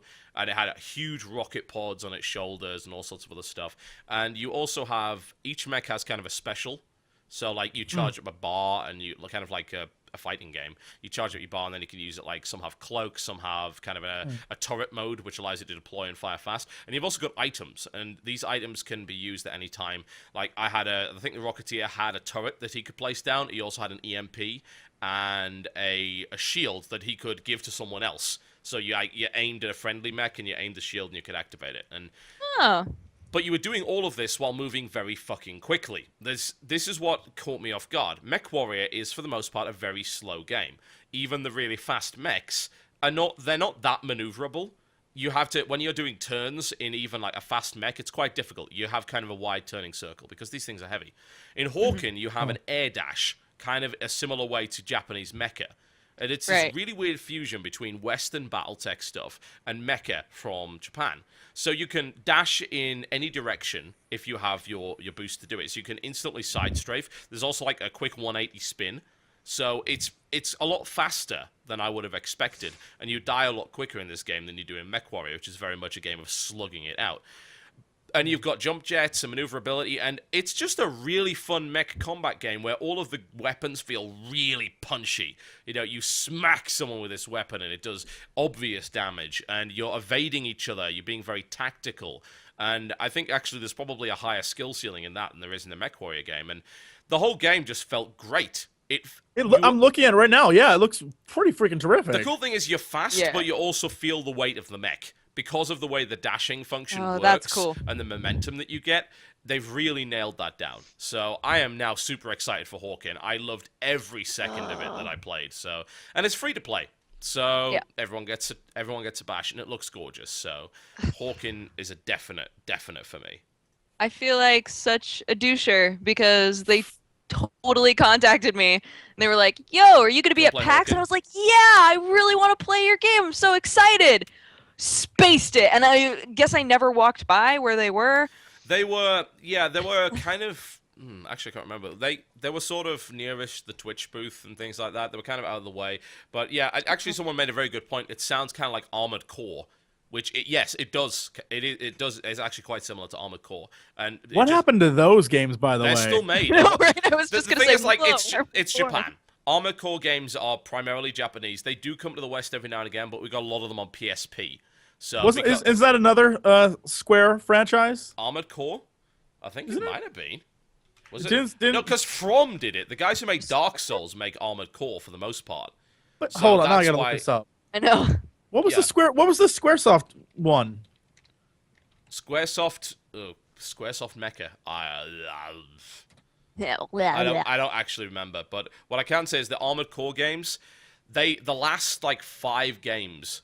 No, actually, no, never mind. They made a bunch of mobile games. There's Armored Core 6 coming out on PS3 and 360. There were quite a few PSP games. Last Raven, Formula Front, Silent Line, Armored Core, and Armored Core 3. Yeah, were all yeah. PSP. Silent Line, it says right here on the Amazon. Silent Yeah. Line produced March 2003. SquareSoft. Those are SquareSoft games. Again. Oh, they're Square. published by Squaresoft, yeah, but they're all made by From, I think. Right. But So, Square's publishing a lot of games. Bring this back. Armored Core was awesome. Well, Armored Core 5 bring came out those this back. year.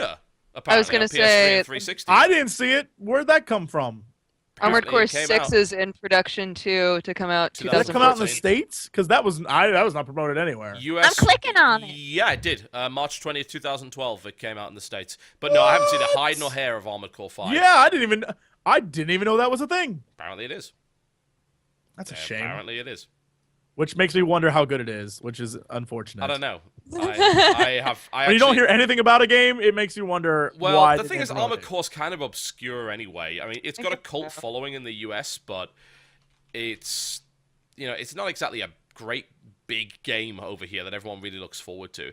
Armored Core had fairly mixed reviews by the looks of it, and that's the thing is that happens with a lot of Armored Core games because they've got this very specific feel to them, and I feel that a lot of people just don't really get it. Oh, Front Mission is the name of the Front Mission, Squaresoft yes, one. yes. There we I go. have Front Mission Evolved on PC, and I never bothered to play it. There so we go. All right, Front Mission. Now you Thank you, understand. thank you, fans. Oh, okay. I recognize the logo. Yeah. Yeah, that's the one. That I may be confused. Armored Core I've played, but Front Mission is the one that I like. So Yeah. Armored Core's got melee weapons in it as well, if I recall correct. It's got arm shields and swords and stuff like that, that's completely the anathema of Western mech games for the most part. Yeah, I think it is. I'm trying to think of one. Metal Fatigue had it, but that was a strategy game. So, yeah, for the most part, Western mech games are based on firepower, whereas Japanese mecha is often very maneuverable and also take a lot of melee elements as well. So, Is Hawken just team v team? Yes. Like, is it? Yeah. Okay. They were. I don't know where they're going with it. I think they were thinking about some kind of meta map that was going on with Hawken, sort of. But I don't really know at this stage.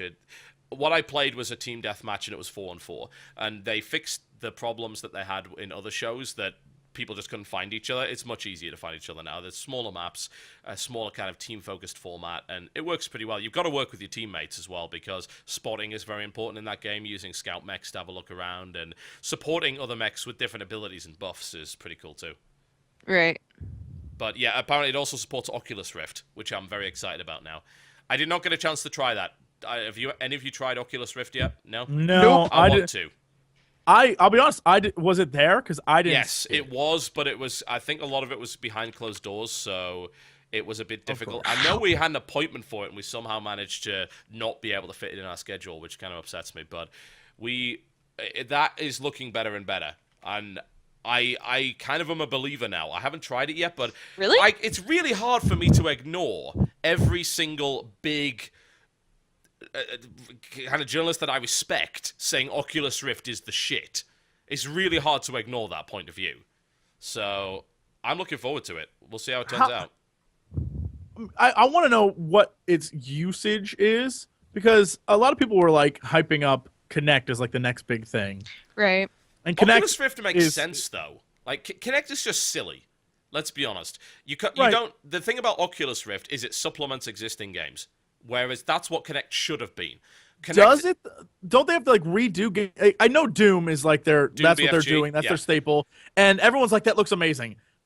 But with the Kickstarter, all they're doing is like, we're gonna give you creative kits, go out and mod stuff, and I'm wondering like where this is gonna lead to. The thing is, because Doom's great and all, but what happens next? The thing is that there's already a bunch of big devs that have signed on and are already building support. And Hawken has Oculus Rift support. I don't know which other games do. I know, obviously, John Carmack is. Dude, that would be so awesome. Can you imagine? Yeah, with that on. That'd be really cool. Yeah. Well, you then combine it with the big controller. I think it's the Artemis controller that Razer were putting through. Yeah. Oh yeah. That would be great. But yeah, Hawkins definitely getting it as a patch, so they're adding that. But I don't see a list of games that really support it. Maybe there was one on the Kickstarter, but yeah, that they got well funded for that. They got $2.5 million, and they're being actively supported by other companies as well. Obviously, with id behind it, it's a pretty big deal. So I'm looking forward to seeing how it turns out, because I think that you can. If you were to play any racing game in that, it would be great. Any flight sim in that, it would be great. Any space game, any mech game, they would work really well. And first-person shooters, of course. This controller is crazy looking. Oh, the Artemis? Yeah, it's nuts. Yeah, this looks awesome. I would buy the hell out of that. Funnily enough, actually. Hang on a sec. Uh-oh. It has USB ports on it. I just bought that. Yes. Because, well, there's actually one reason I bought this. I've been wanting one for a while. This is a Cytec X52, which is it's pretty cool. It's not a bad joystick, and I bought this for one reason: to play the Battlestar Galactica mod for Free Space, which has just come out, called Diaspora. Yes. I wanted it for one reason, to play that, and also, you know, once they get the support in for MechWarrior Online and Hawken and all the other good stuff, yeah, all You're over gonna it. be like, flight simulating and blowing up Planet stuff. Side 2 as well. Great. You know, once they get that working properly. They haven't quite got the joystick support working properly yet, but yeah.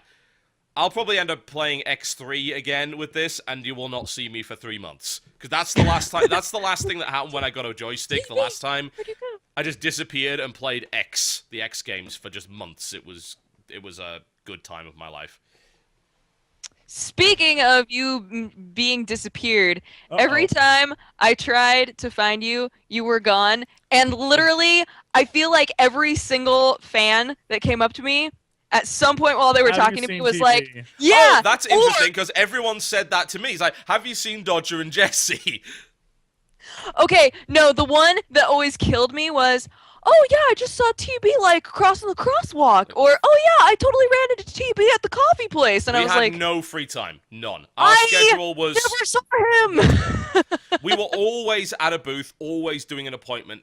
The only time we got not to, and this actually involved me skipping out a little bit of Sony stuff. Thankfully, they weren't ready for me when I got back anyway. Was when I went to lunch with Jesse. And I didn't even get to eat my sandwich. I had soup. The sandwich was so late. I grabbed the turkey out of it, stuffed it in my mouth, and left. It was just... Sad. Seriously, if I had Yelp on my phone, I would have given that place like a -9,000. The waitress was like, "Hey, crazy chipmunk!" It's like, Woman, just go get our food. We do not They care were about slow your with the acting food. career. I ordered what looked to be great. It was like a sourdough barbecue turkey sandwich. It's like, oh, it's got sourdough, pepper jack cheese, and then it had a bunch of other ingredients that it didn't bother to list, which I don't like. I'm really picky with my sandwiches. I don't like salad in sandwiches. I just don't like it. I think texture's horrible and shit like that. And it's like, oh, great. So this thing comes about 2 minutes before I'm supposed to be back on air casting with all of this shit in that I don't want. And I'm just like, fuck it. I just rip the sandwich apart, grab the turkey out of it, stuff it in my mouth. I'm like, fuck it, guys, I'm leaving. I've got to go back and cast. It was great. Yeah, apparently, Yes. like, the grilled cheese, like, the missus had was really small. You had a burger from there, and apparently it was quite good, so you said. It was interesting. Okay. That's never I asked a good for barbecue sauce so that I could drown away the taste. Oh. Would you have barbecue? Yeah. Oh, So that's fuck that too bad. place. Fuck it. We don't like that Yeah. either. And fuck the Yeah. law of League of Legends while we're at it.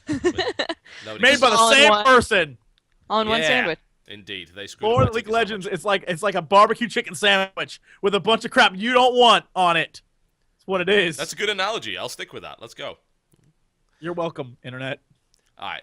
What else do we play? Do you have anything else that you actually played, or is it going to be me for the next 3 hours? I'm trying to remember what else. There's so much there. I feel like I spent a lot of time trying to. I wanted to participate in a Seven Wonders tournament that was going on. Oh. Okay. Messed that up. I didn't. I couldn't get there in time, and by the time I got there, they were already playing, and I was like, no. It was the same for a friend of mine who really wanted to participate in it, so we met each other on the side of the road, and we were like, It just They felt had so many like, tournaments for everything, and that's actually there what were killed so me. many things going on, yeah. Because I was there just doing wall-to-wall media stuff, I could never get involved in this stuff. And I just want to go to PAX as a consumer, because as a show, it's so entertaining, and there's so much stuff to do. You don't even have to be in the expo halls at any point.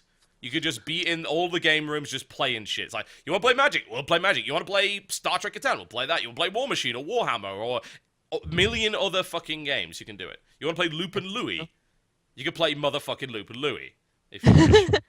They had rooms where if you went in, they gave you a free pewter miniature. Yeah. And then you could just sit, like if you wanted to just sit and relax for a little bit, you could just have your little miniature and just sit and paint it. It was awesome. So cool. Yeah. PAX is awesome. Anyway, all right, we'll get on in games then for a while, because I think that every time we talk about how awesome PAX is, everyone that didn't go is like, and that's a little bit sad. It is a great show, there's no question. What else did I play? Well, like a couple of standouts for me, probably Mark of the Ninja, which is coming out in a few days. And that's by the Clay guys. They made Shank, and they also made N+. Oh, I love Shank. So think about kind of a bit of N+ mixed with Shank. Think about Shank graphic style, but with an emphasis on stealth. So kind of like Thief. So it is a legit ninja game, kind of along the lines of Tenchu Stealth Assassin was. But it's in 2D, it's very stylized, and there's all sorts of cool stuff you can do. You get rewarded for stealthy kills. You can fight. You can still fight, but more often than not, the guys have guns. So fighting is not necessarily the best idea sometimes. You can get really, really screwed over if you go head on. There's a lot of light and dark elements, like you can throw knives to break lights, you can distract people, and then some of the coolest things involve you crawling through airbeds and then dragging guards into the air vent and just stabbing the shit That's out of awesome. them. Yes. The tightest controls you've ever played. The controls feel perfect. You never go in the wrong direction. The game just feels great the entire way through. The combat's really fun, as is the stealth, which it's just a perfect combination. They've really nailed it. It's going to be on Xbox Live. I think it's coming out in a couple of days, actually. So you want to be keeping an eye out for Mark of the Ninja. It's $15, I think, on Xbox Live. And I asked them about the PC version. They said they'd really want to do one if they get the chance, because they've already released Shank and Shank 2 on PC, and they were pretty Shank good. 2 looks amazing. Yeah. Shank 2 is an incredible game. I love it. You can play it with keyboard and mouse. They had some issues that have now been patched. I would still play it with a controller because it's a brawler at the end of the day. So Right. use a 360 pad for it. It works fine with keyboard and mouse, but still, that works better. And that game is just great. Speaking of fluid combat, Assassin's Creed 3. Oh, did you play it? Holy crap. So they now have features that I think are terrific. Like I'm pretty sure if you were at E3 and you saw the demo that they had there. Yeah. There's, hay carts that move, so you can jump in the hay cart and move with it down the road. You can now blend in with people, so if your character, even though he looks like the most suspicious person in the world, He really looks out of place. Like, right? He's looked more out of place the further into the series we've gone. In Assassin's Creed 1, it made perfect sense they look like that, because a lot of other people did too. In Assassin's Creed 2, it's like, he looks a bit weird, but it's Renaissance Italy. They're kind of fashion whores anyway. And then Assassin's Creed 3, it's like, who the fuck is this guy? What is Nobody happening? looks like that. Yeah. But like the things they've added to the game are, besides having it so you can, there's now tree jumping mechanics, so you can swing from branches and jump across trees and jump on the stuff you could use to do. But now when it comes to combat, you have multiple options of how to kill people. You can just use your fists. You can use like all sorts of different things you can do. But then you can now there's dual wielding options. There's options for silent kills, like new silent kills.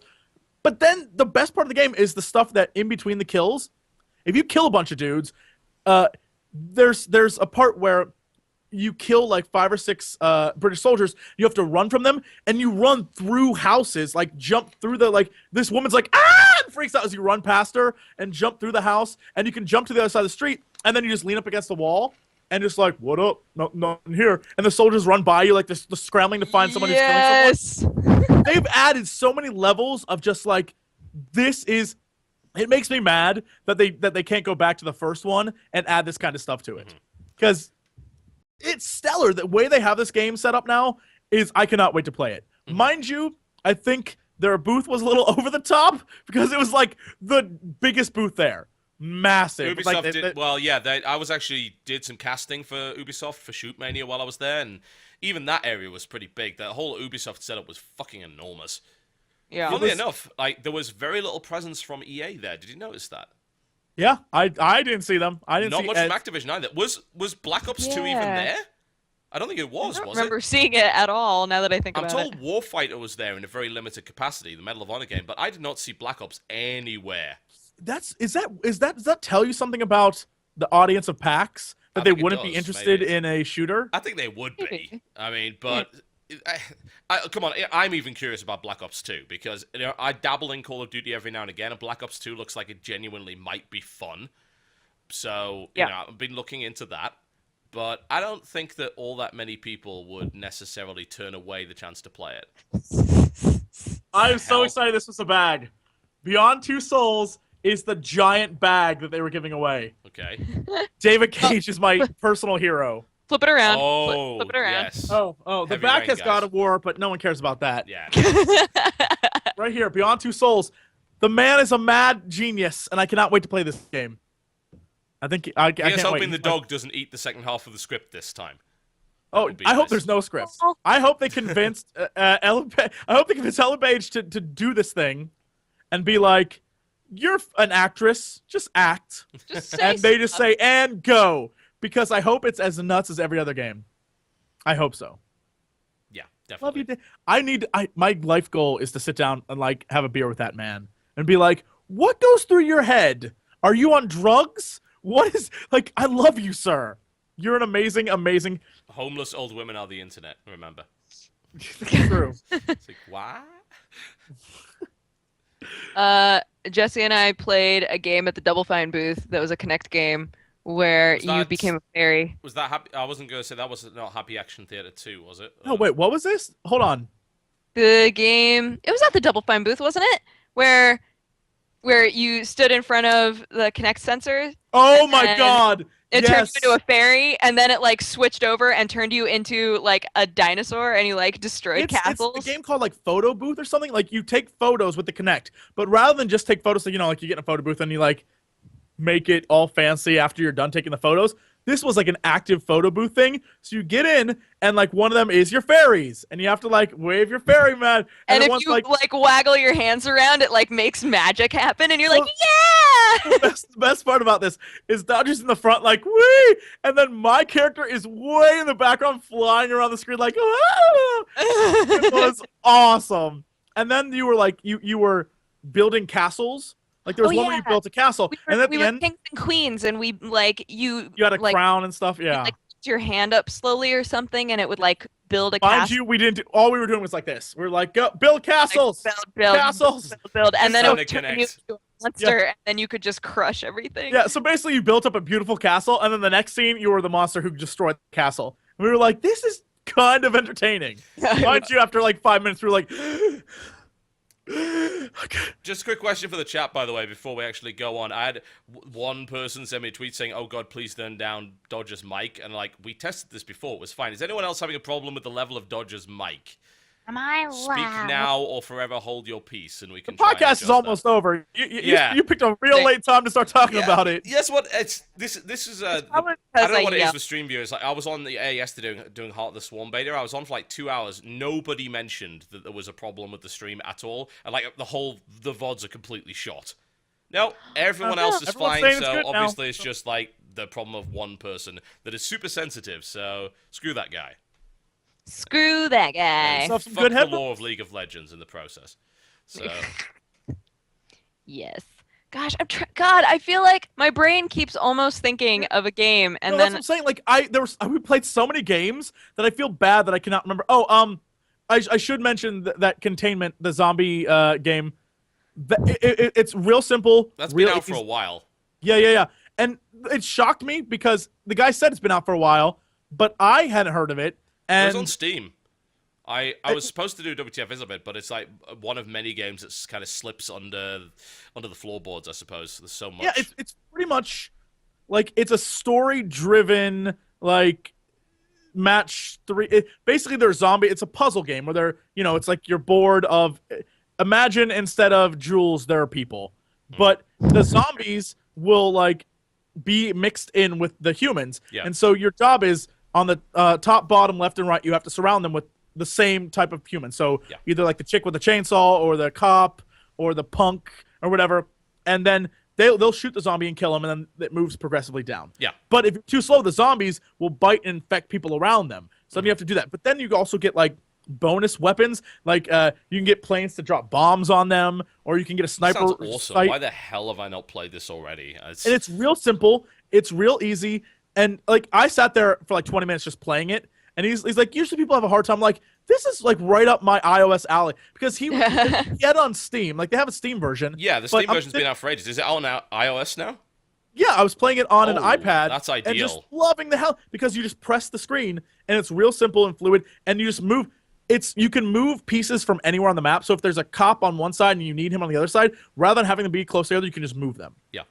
And that counteracts the fact that zombies can produce rapidly. But also, what was really fun is there's little things on the side. So like there's a trash can that's glowing. If you click it, there could be an item in there, or there could be a zombie who leaps out and attacks your people.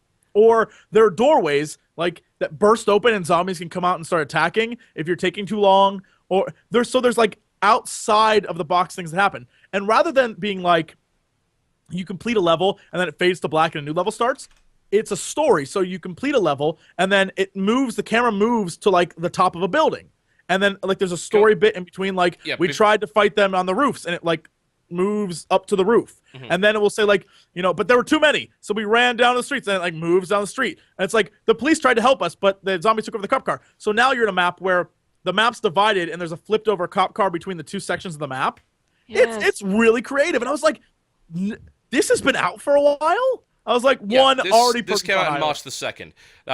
By the way, those listening to the podcast live, sadly, by the time that it gets to the VOD, this will be over. There is a sale going on Steam for Containment the Zombie Puzzler. $3, or your regional equivalent. Really? $3. It's normally only $5 anyway. It's $3 right now. Quit being an idiot and go and buy Containment the Zombie Puzzler, because that sounds fantastic. I'm going to just do that right now. I feel like every time we do the podcast, I wind up impulse buying something on Steam Yeah, that while has a we're tendency about doing me. it. Yeah, I'm just like, oh, self. It's up. It's It's a up now. puzzle Go get game it. at its core. Yeah, I mean it's real simple puzzle, and it blew my mind that I guess because there's so many puzzle games, and because it looks on the face of it like, oh, it's just you click puzzles. There's a depth to the game that it was unexpected, and I was like, you know what? This is actually kind of fun.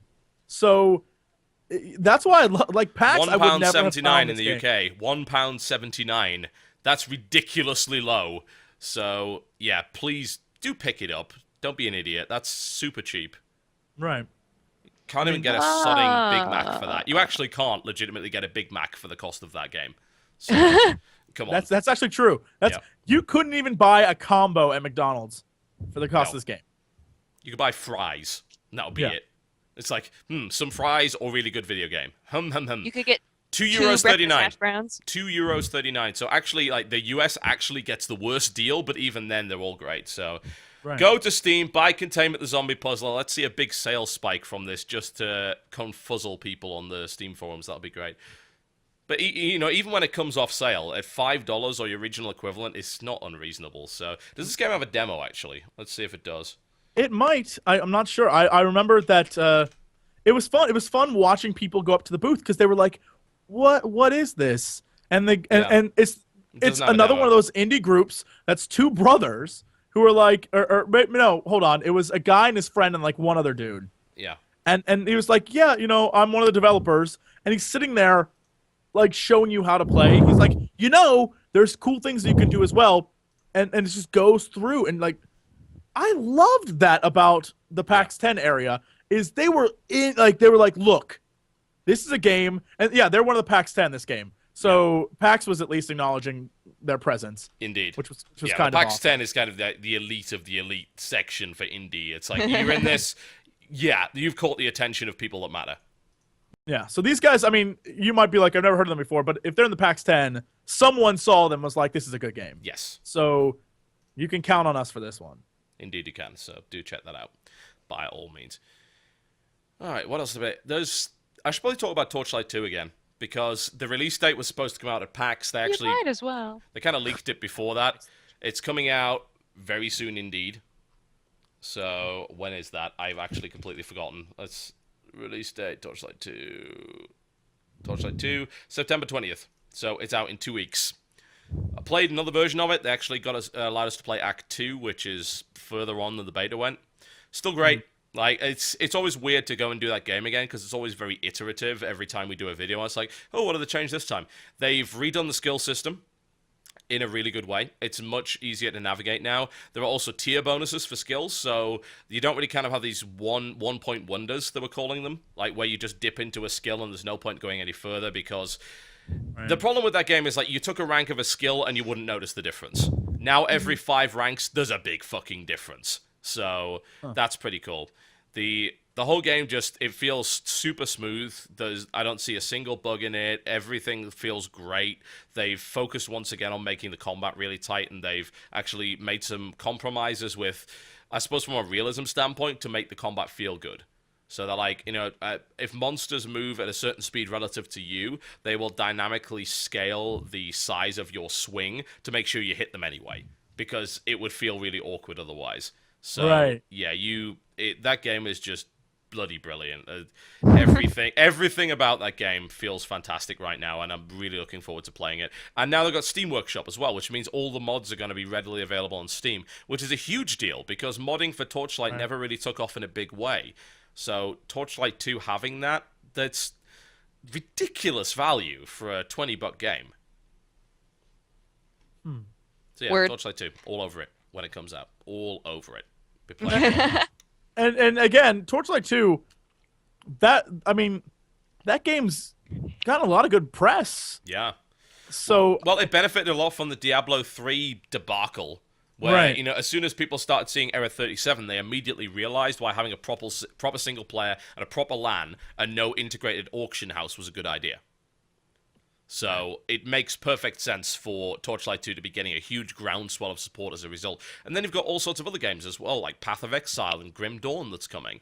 And this means that the whole space is kind of exploding with cool stuff again, whereas the hack-and-slash action RPG genre's been kind of dead for a while. yeah, and I think people are, I guess, re-understanding why it's been kind of dead for a while, because at its core, hack and slash was defined by like the times, I think, where like that's as far as we got gaming wise, and Diablo 3 was fun like the first time, and after that, there's literally no like. You can see why a lot of people bought it. Again and again and again. Yeah. It'll play through. Well, the stupid thing is, the first the first mode, which takes like what 10, maybe even 20 hours to finish, is it's boring difficulty. It really is. Normal difficulty, I played that game for as long as I could stand it and never died. I was like, I am so bored. Why can't I not get to the next difficulty level? Why do I have to play through all this shit? And the answer is because Blizzard did its usual bullshit excuse of, you can't do this level because you don't have the gear for it yet. It's like, well, that means you've designed your difficulty really badly then. If it's not about skill and it's more about gear, then you've not done it properly. There was a weird fundamental shift that I think that they didn't expect, where in the game it was like, it's going to get increasingly difficult, but items, who knows what you'll get. People were willing to suffer through increasingly difficult WoW raids because they knew they could get something specific for doing it. Yes. And I think people just were like, you know what, I've had enough of running this, running the Butcher 100 times and still getting nothing that I need. Yeah.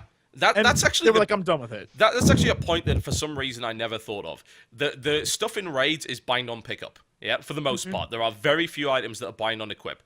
With Diablo 3, instead of running and hoping that you get the item that you want, you just fucking buy it on the AH. It's like, I'm just going to buy it for either real money or gold then. You can do that. Totally. The game completely supports that. And it's funny how they were complaining so much about the secondary market and gold sellers and things like that, when in reality, that kind of stuff you couldn't buy. Like, no amount of gold was going to get you those items necessarily. Not until way after it, where the guilds were just running it and, like, selling spots on the raid in order to try and get specific items. Even then, because for months it was, this stuff is bind on pickup. There's nothing you can do about that. And that was a good system. And, well, they just threw that out the window with Diablo 3 and said, hey, we'd rather just let you sell everything because, it's going to happen anyway. We want a piece of the pie. And with that, what they did is they said, okay, we're not going to make it so you can find anything specific you want, and we're going to keep the market flowing because you're going to find a bunch of crap you don't need. Well, that's why you stacked up a Magic Find, isn't it? It's like all the gear is Magic Find. They all make, all credit to them, they are actually making some fairly major changes. All the items were really boring. That is something they're fixing. They basically just took it right from Torchlight 2's book, where Torchlight 2 had these items by default. I had a gun at level 7 that would spawn zombies, for fuck's sake. And this was something that never existed in Diablo 3, and now they're saying, oh, people wanted that stuff. They didn't just want flat magic find and XP gain. It's like, well, no shit, Sherlock. Maybe if you designed the original Diablo, you would have known that, but yeah, it's... Hey-oh, Twitter fight. Damn. It's fine, but whatever the case, let's not even bother talking about Diablo 3. Torchlight 2 is looking great, and you should certainly have a look at it. It's still available for pre-order to get the original copy free, $20, and if you buy the 4-pack, you get essentially for the price of 3, which is wonderful. If we can jump over for a minute, ArenaNet was at PAX and Guild Wars 2. I actually never saw them. By the way, Guild Wars 2, I'm furious. They had the best shirts of the entire thing. Yeah. Oh no. They were like, I did see a few good ones. They looked like slick jersey kind of things. Mm-hmm. And everyone I saw had one, and I couldn't find, by the time I got there, we just don't have any more today. I was like, no, tables. On a tangent, have you actually played it yet? Because I got my code. I am level 42 on Guild Wars 2. I haven't even logged in because I've been so busy. I've done MLG. I came out of MLG, and then I had to do PAX. I've not got to play it yet, but you like it. All right. I can tell you right now, I love the humans. I love their story. I like the lore for the humans is really great because they're sort of like, we were on top and now we're getting our asses kicked by everyone. The early game story stuff is really kind of lame, but eventually you get a choice where you get to pick between the Order of Whispers, the Priory, or the Vigil. And so it's like either the guys who are the spies, the guys who are in the magic, or the guys who are in the front lines. Mm-hmm. And your story then changes based on who you choose. Okay. And so, and it gets really cool. The problem I have though is the questing after a while, you're just going through I'm gonna have to complete this zone, which I had a problem with the beginning and people hated me for. But after so many zones, it's like, okay, oh my God. PvP World v. World is still mind-blowing. When you get 40 or 50 people in on a team and you go and attack and the other team is doing the exact same thing, it's an amazing experience. And then to know that's happening on other parts of the map as well, plus on 3 other versions of that map as you try to for the very first time yesterday, my server is we won 100% of every map. it was great, but it brings up inherent flaws because if whoever wins, whoever starts winning, exponentially starts winning because Yeah, you get snowballs. buffs. Yeah, you get buffs Oh. about what you have. So, for example, we played on the very first day. It was us versus Yaxbend, which is infamously the Yogscast server. Yeah. So those guys came in and immediately started PvPing. So we're like, we'll go fight them back and try to take our territory. They had so many bonuses to begin with. It's just like running into a wall. You Yeah. can't beat them. And that's an inherent problem. And so someone said last night when we were playing, like, maybe if you own so many % of the map, the supplies you get decrease over time, or something happens to, like, balance it out. There's no balance right now. No. AoE is out of whack. Like, in most games, AoE is, it hits the more people it hits, the less damage it does. Yeah. In this, it still hits you for the exact same amount of Yeah, damage. so you want to If be you're- spawning AoE regardless because it's a big fight. Why would yeah, you not? if you're on a tower and you're a bunch of like AoE mages or whatever, you decimate enemies. Or That if you was have I think that was a problem with Warhammer Online as well. Actually, they had a very similar problem with that. And oh god, it's funny. I never really cared about the PvP, and I think it's because PlanetSide 2 exists. Like, World vs. World sounds very impressive until you see what happens in PlanetSide 2, and then it ceases to become impressive. It's like this is just incredible. With that said, though, the dungeons like are all out of whack. The very first dungeon Really? Oh, is that's the very really first disappointing. the very first dungeon is like, I know they want it to be skill based, right? So it's like rather than packs of like 20 mobs, you might get 1 or 2 at a time, right? And 1 you can easily handle. 2, okay, it's a little harder. But anything over 3 is like your entire group just gets wailed on. There's an example that I recorded that I tried to record our first dungeon run, but there's so many moments of just like, how do you describe this to someone without being like, you suck? Because, example, there's an area with traps, right? You have to move through, like the dungeon. I've done it. You're talking about the Ascalon catacombs, right? Yes. Yeah, There's I've an area with beaten traps. it. I roll through the Listen to traps, that, do all the things, everything's fine. An archer appears, one shots me. Ouch. How? And so I'm like, all right, you know what? We're cool. Let's go back in there. And we do it again. We find this area with spiders. We fight the spiders, and then a dude runs up behind. We don't see him because he spawns behind us, and we're fighting the spiders in front of us. He runs behind, slams the ground, knocks 2 of us down, right? Before we can get back up, before we can even press the damn button to undo the stun, he hits the ground again, kills us instantly. And it's like, these are game things that are really sort of like, whoa, hold up. And the fact that the first dungeon, everyone I talked to, I thought, like, you know what, maybe our team sucks. Everyone I talked to was like, you need to have a healer and you need to have some form of tank. And I was like, whoa, I thought the point of this game was not to have those. And that's when I was like, you know what? Like, it really isn't. Right? What they basically meant is pretty much everyone can fulfill that role in some capacity, but there are clearly classes which are better at it than others. There's no real question about that. So all they've really done is muddied the waters and fuzzed up the lines between the classes at this stage. And it's crazy because then the next dungeon is 1,000 times easier. It's like, what? Yeah, it's crazy pants. And the funny thing is that because the itemization is kind of like Diablo. So when you open a chest, like after you beat a boss, which the bosses range from ludicrously easy to ludicrously hard. If I say the lovers to anyone who's done that dungeon, they will immediately be like, God damn them. Like, that fight is annoying. And so when you open the chest, it's like you either get, it's random. You get stuff for other classes or whatever, and I guess you're supposed to auction You can house. trade it. Well, the thing is, everyone gets their own items, so you could just swap it around and figure it out that way. So, but then at the end, you get I got a yellow hat, and it was like, yay, but it had like all healing stats. I was like, terrific, great. And I realized it took us an hour and a half to do that. In an hour and a half, I could have gotten 3 levels PvP. And I was, and probably more items. And I was like, to me, the dungeons don't seem worth it. Yet I know for a fact everyone's gonna be like, oh, you don't understand. But it just, from doing it and doing World v. World seems like, the thing. I don't know, PvP in that game seems like the way to go across the board. Well, I But mean, that's that's what me. Guild Wars was good at the end of the day. Guild Wars 2 is essentially good at it as well. So, yeah, it sucks that I didn't get in on the ground floor, but I'll probably start playing it at some point. It's just I don't have the time to level quickly, but I'll probably dip into it every now and again.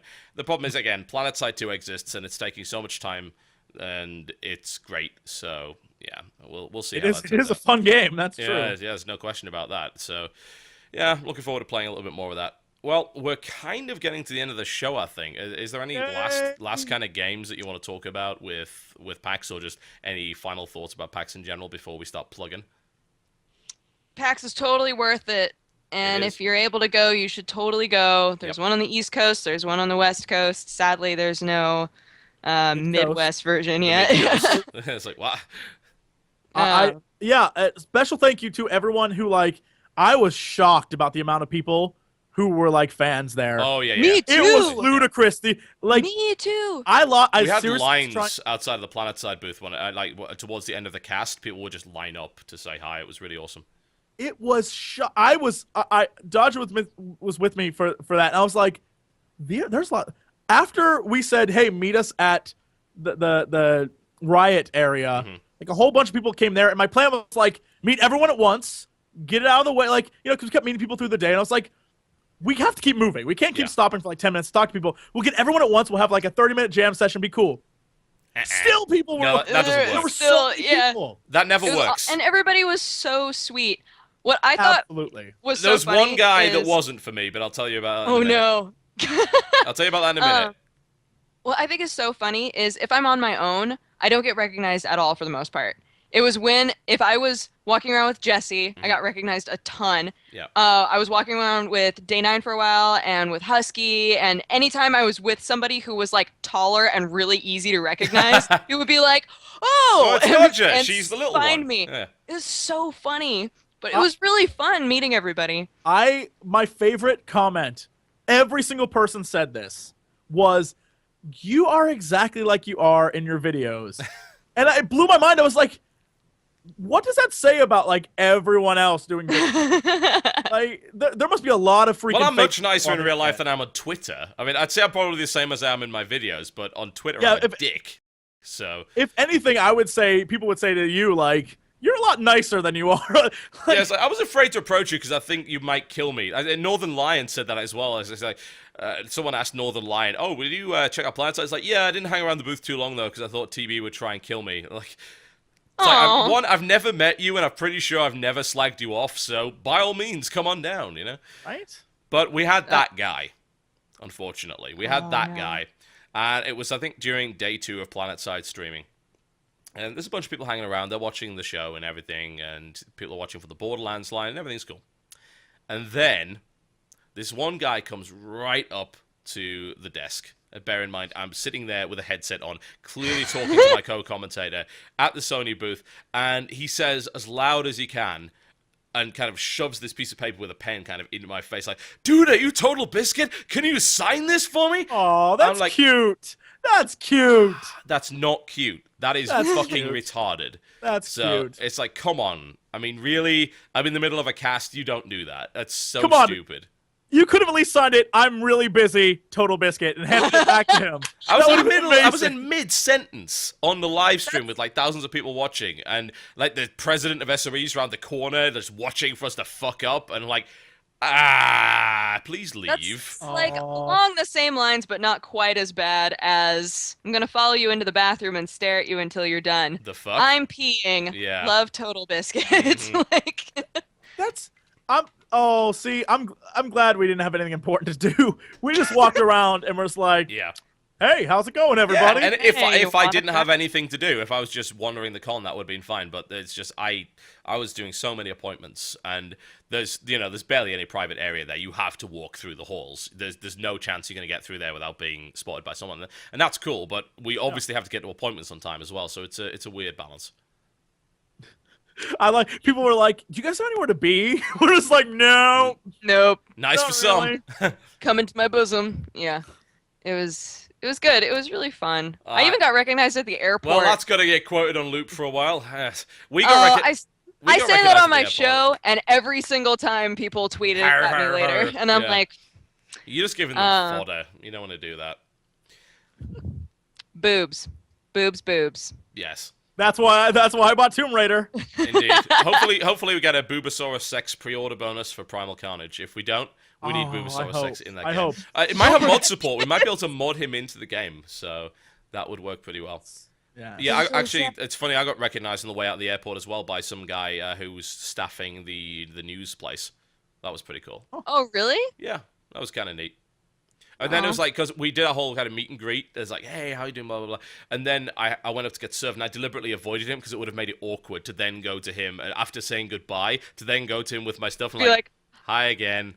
So, can you check out my stuff? I'm like, so I deliberately avoid that guy just to make sure he doesn't have an awkward moment. So The airport, especially the section back to LA, was really small. So there were people there that you were just like, hi. Spot the Gamer. Hi. That was a fun game to Hi. play. Spot the Gamer. It's like, oh, right, it's oh my obvious. gosh, they were everywhere. Yeah. Everyone that was on my flight back to LA, they were Yeah. like, oh, were you at PAX?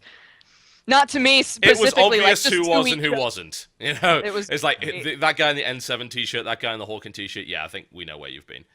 It was all of that, and then a bunch of hippies that were going to Bumbershoot for the music festival. It was a good plane flight. We had a wonderful flight What's back. happening? It was pretty good. We had a bit of turbulence here and there. It's like, oh great, fear for my life, usual shit. But then the guy was like, we're about 30 minutes out. The weather in Charlotte is scattered clouds, looking very clear. Nice day, no winds.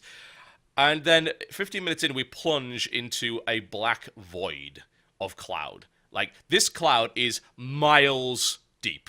It is the darkest shit I have ever seen. Like, it is so dark that the lights on the jet don't show up. You can't see them through the windows. It is a black Oh, you were maelstrom. abducted by aliens, man. That was you pretty much lost it. like 4 hours of your life. Exactly. You had your mind and then wiped. shit starts Things to go happen. crazy. And like, woo, woo, like, oh, for fuck's sake, we couldn't have escaped it, could we? You know, we had a nice flight out, the flight back was okay, and then the last 15 minutes of the flight were fucking from hell. You know what's amazing about that? You never realize? The pilots can't see anything either. No. They're using a little screen to like tell them where to go. It's like, I hope the altimeter's correct, because You do otherwise not we're want to going think into about the that mountain. stuff. Like, whoa, Yeah, okay. like, oh.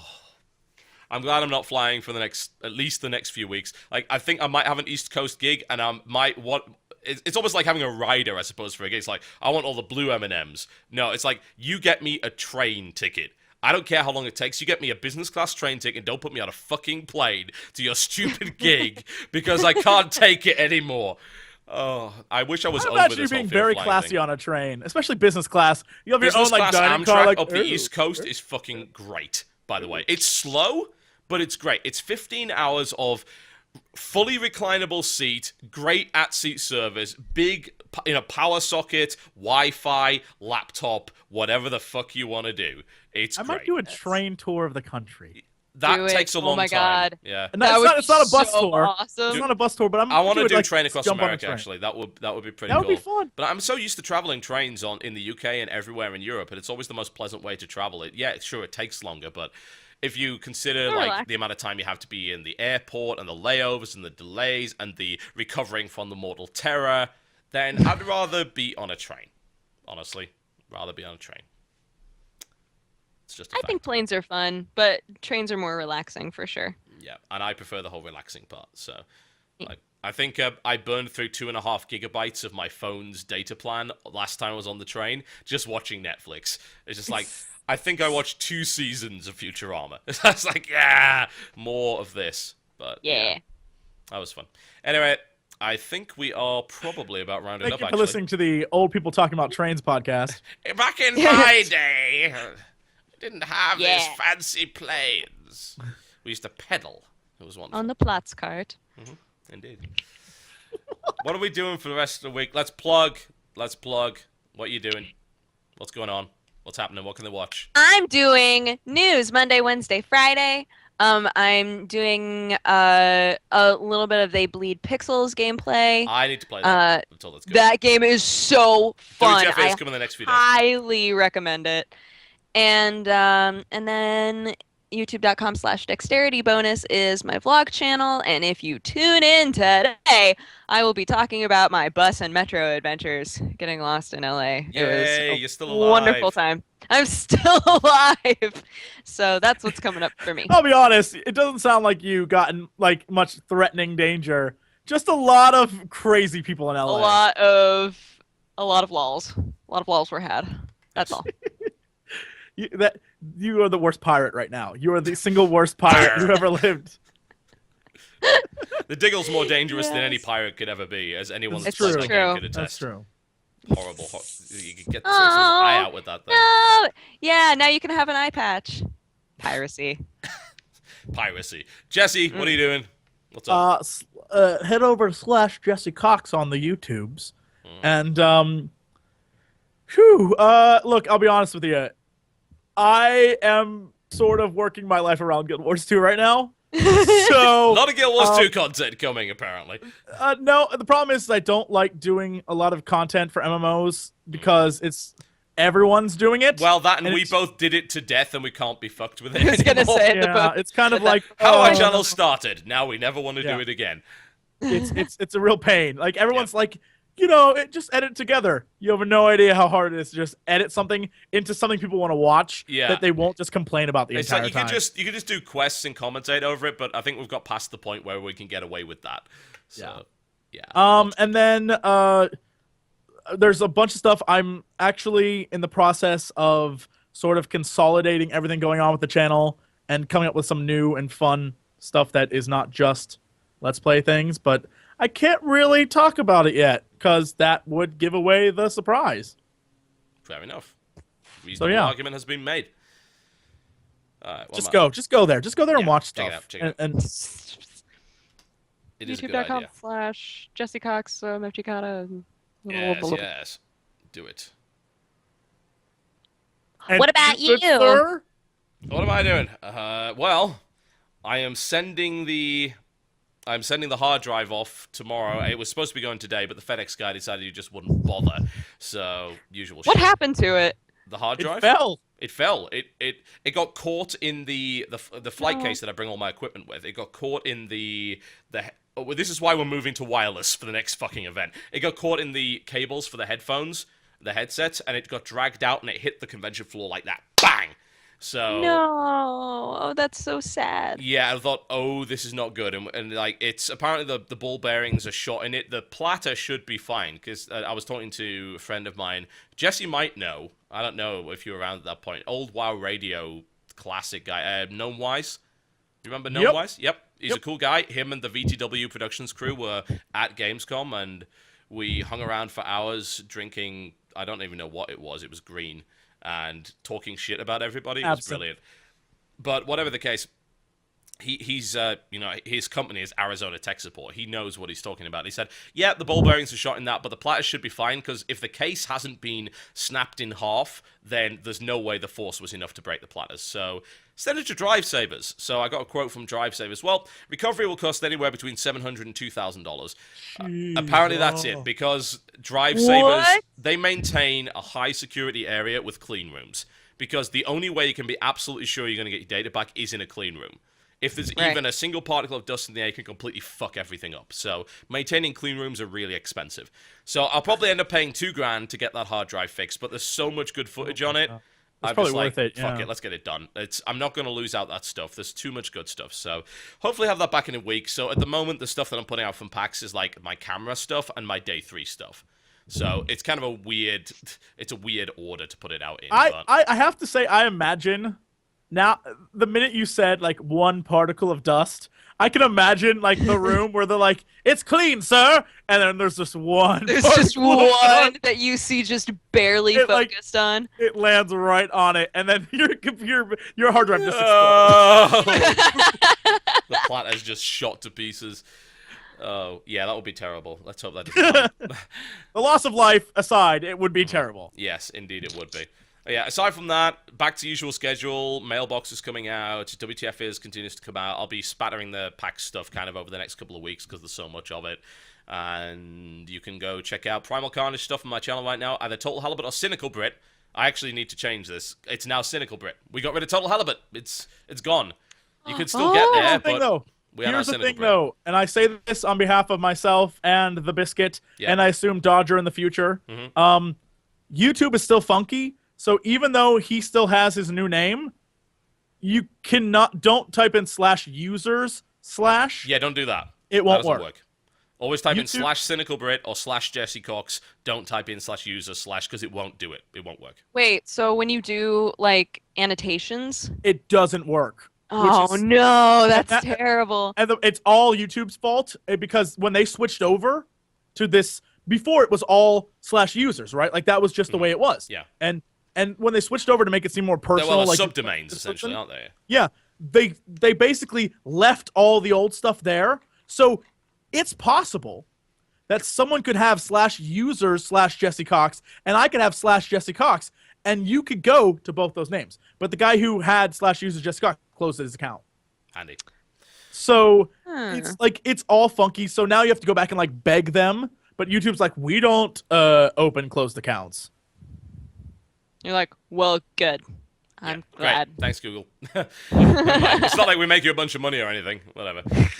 Oh, well, never mind. But yeah, that WTF is... We're going to do Terraria this weekend. That's going to happen one way or the other. So, and maybe we do Primal Carnage if we can actually get into it. That would be pretty cool. Let's do some Primal Carnage. We still need to do that man versus machine video. We haven't done it yet. I'm still in an awkward spot where I can't buy It's so anything. fun. Well, that's because you don't appreciate the lore, and they aren't going to sell it to you until you say, wow, the lore of this game, the minute you say the lore's good. it's Wow, gonna turn- guys, the lore of TF2 Steam is is truly like, incredible. "Oh." But I have to say, fuck the lore of League of Legends because we Ah, don't care there we about go. that. Take it. We'll They don't care about that. Yeah, It's it's a cool. little- We're cool. We're good. Yeah. We're good. Yeah, so it's bunch of stuff coming. WTF is new titles. What's coming out over the next few weeks? Actually, it's like, and do I have code for it? More to the point, I still need to do a video of War for Cybertron or Fall of Cybertron or whatever it is. Is that game co-op? Because that looks amazing. If It's got co-op. multiplayer. Don't think it's co-op, but it might be. We'll see. Oh man, they pushed back WWE WrestleFest. I am so sad now. Oh. That's the one. Is that the one where you could play as wrestlers from the past? Yeah, it's like Roddy a classic Piper. arcade game for whatever reason. I might look to do a bit more on Air Mech as well because I played Air Mech a long time ago, the alpha for WTF-a-thon. And I never revisited it since. Air Mech's pretty cool. Star Void's just come out. I'll be looking at that. That's pretty awesome. I have a ton of stuff that's built up over PAX that I by no means have the time to do. So plenty of content coming in your direction, and also new StarCraft content now that Heart of the Swarm is out. YouTube.com/TotalBiscuit for StarCraft. I have new Heart of the Swarm. I Suck at Heart of the Swarm. Episode 2 is out tomorrow. It's TVT. It's pretty cool. So, Nice. yeah, I would go check that out. And, of course, check out YouTube.com/TheGameStation because there will occasionally be content on there. And I don't know if this was mentioned earlier in this podcast, but right Probably now not. we are apparently playing Digger Simulator 2011. Yeah, Diggers. I was gonna pick Diggle's Adventure or whatever it was, but Dungeons of the Dreadmore. But no, we are Digger Simulator 2011. So I'm currently simulating digging like with it. this thing right now. Yep, Digger Simulator 2011. It is the thing. Go pick it up at your nearest Walmart Gurren Lagann the game. or Asda Anime if you happen to be in the reference, UK.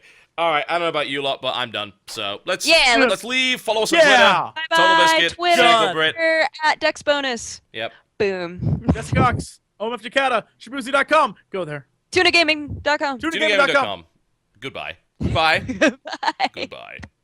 She's laying there crumpled on the floor, and he's like holding her. He's like, fill your dark soul with light. Oh my god, it's amazing. Oh, that poor voice actor when he like read that God. line and went, "What?" Light. It's just like his Shit. voice breaks towards the end. He's Yes, Uh, like he's like, fill your Trish. That's just Trish. fill your dark soul with light. Oh, hey there, nice lady. Oh my god.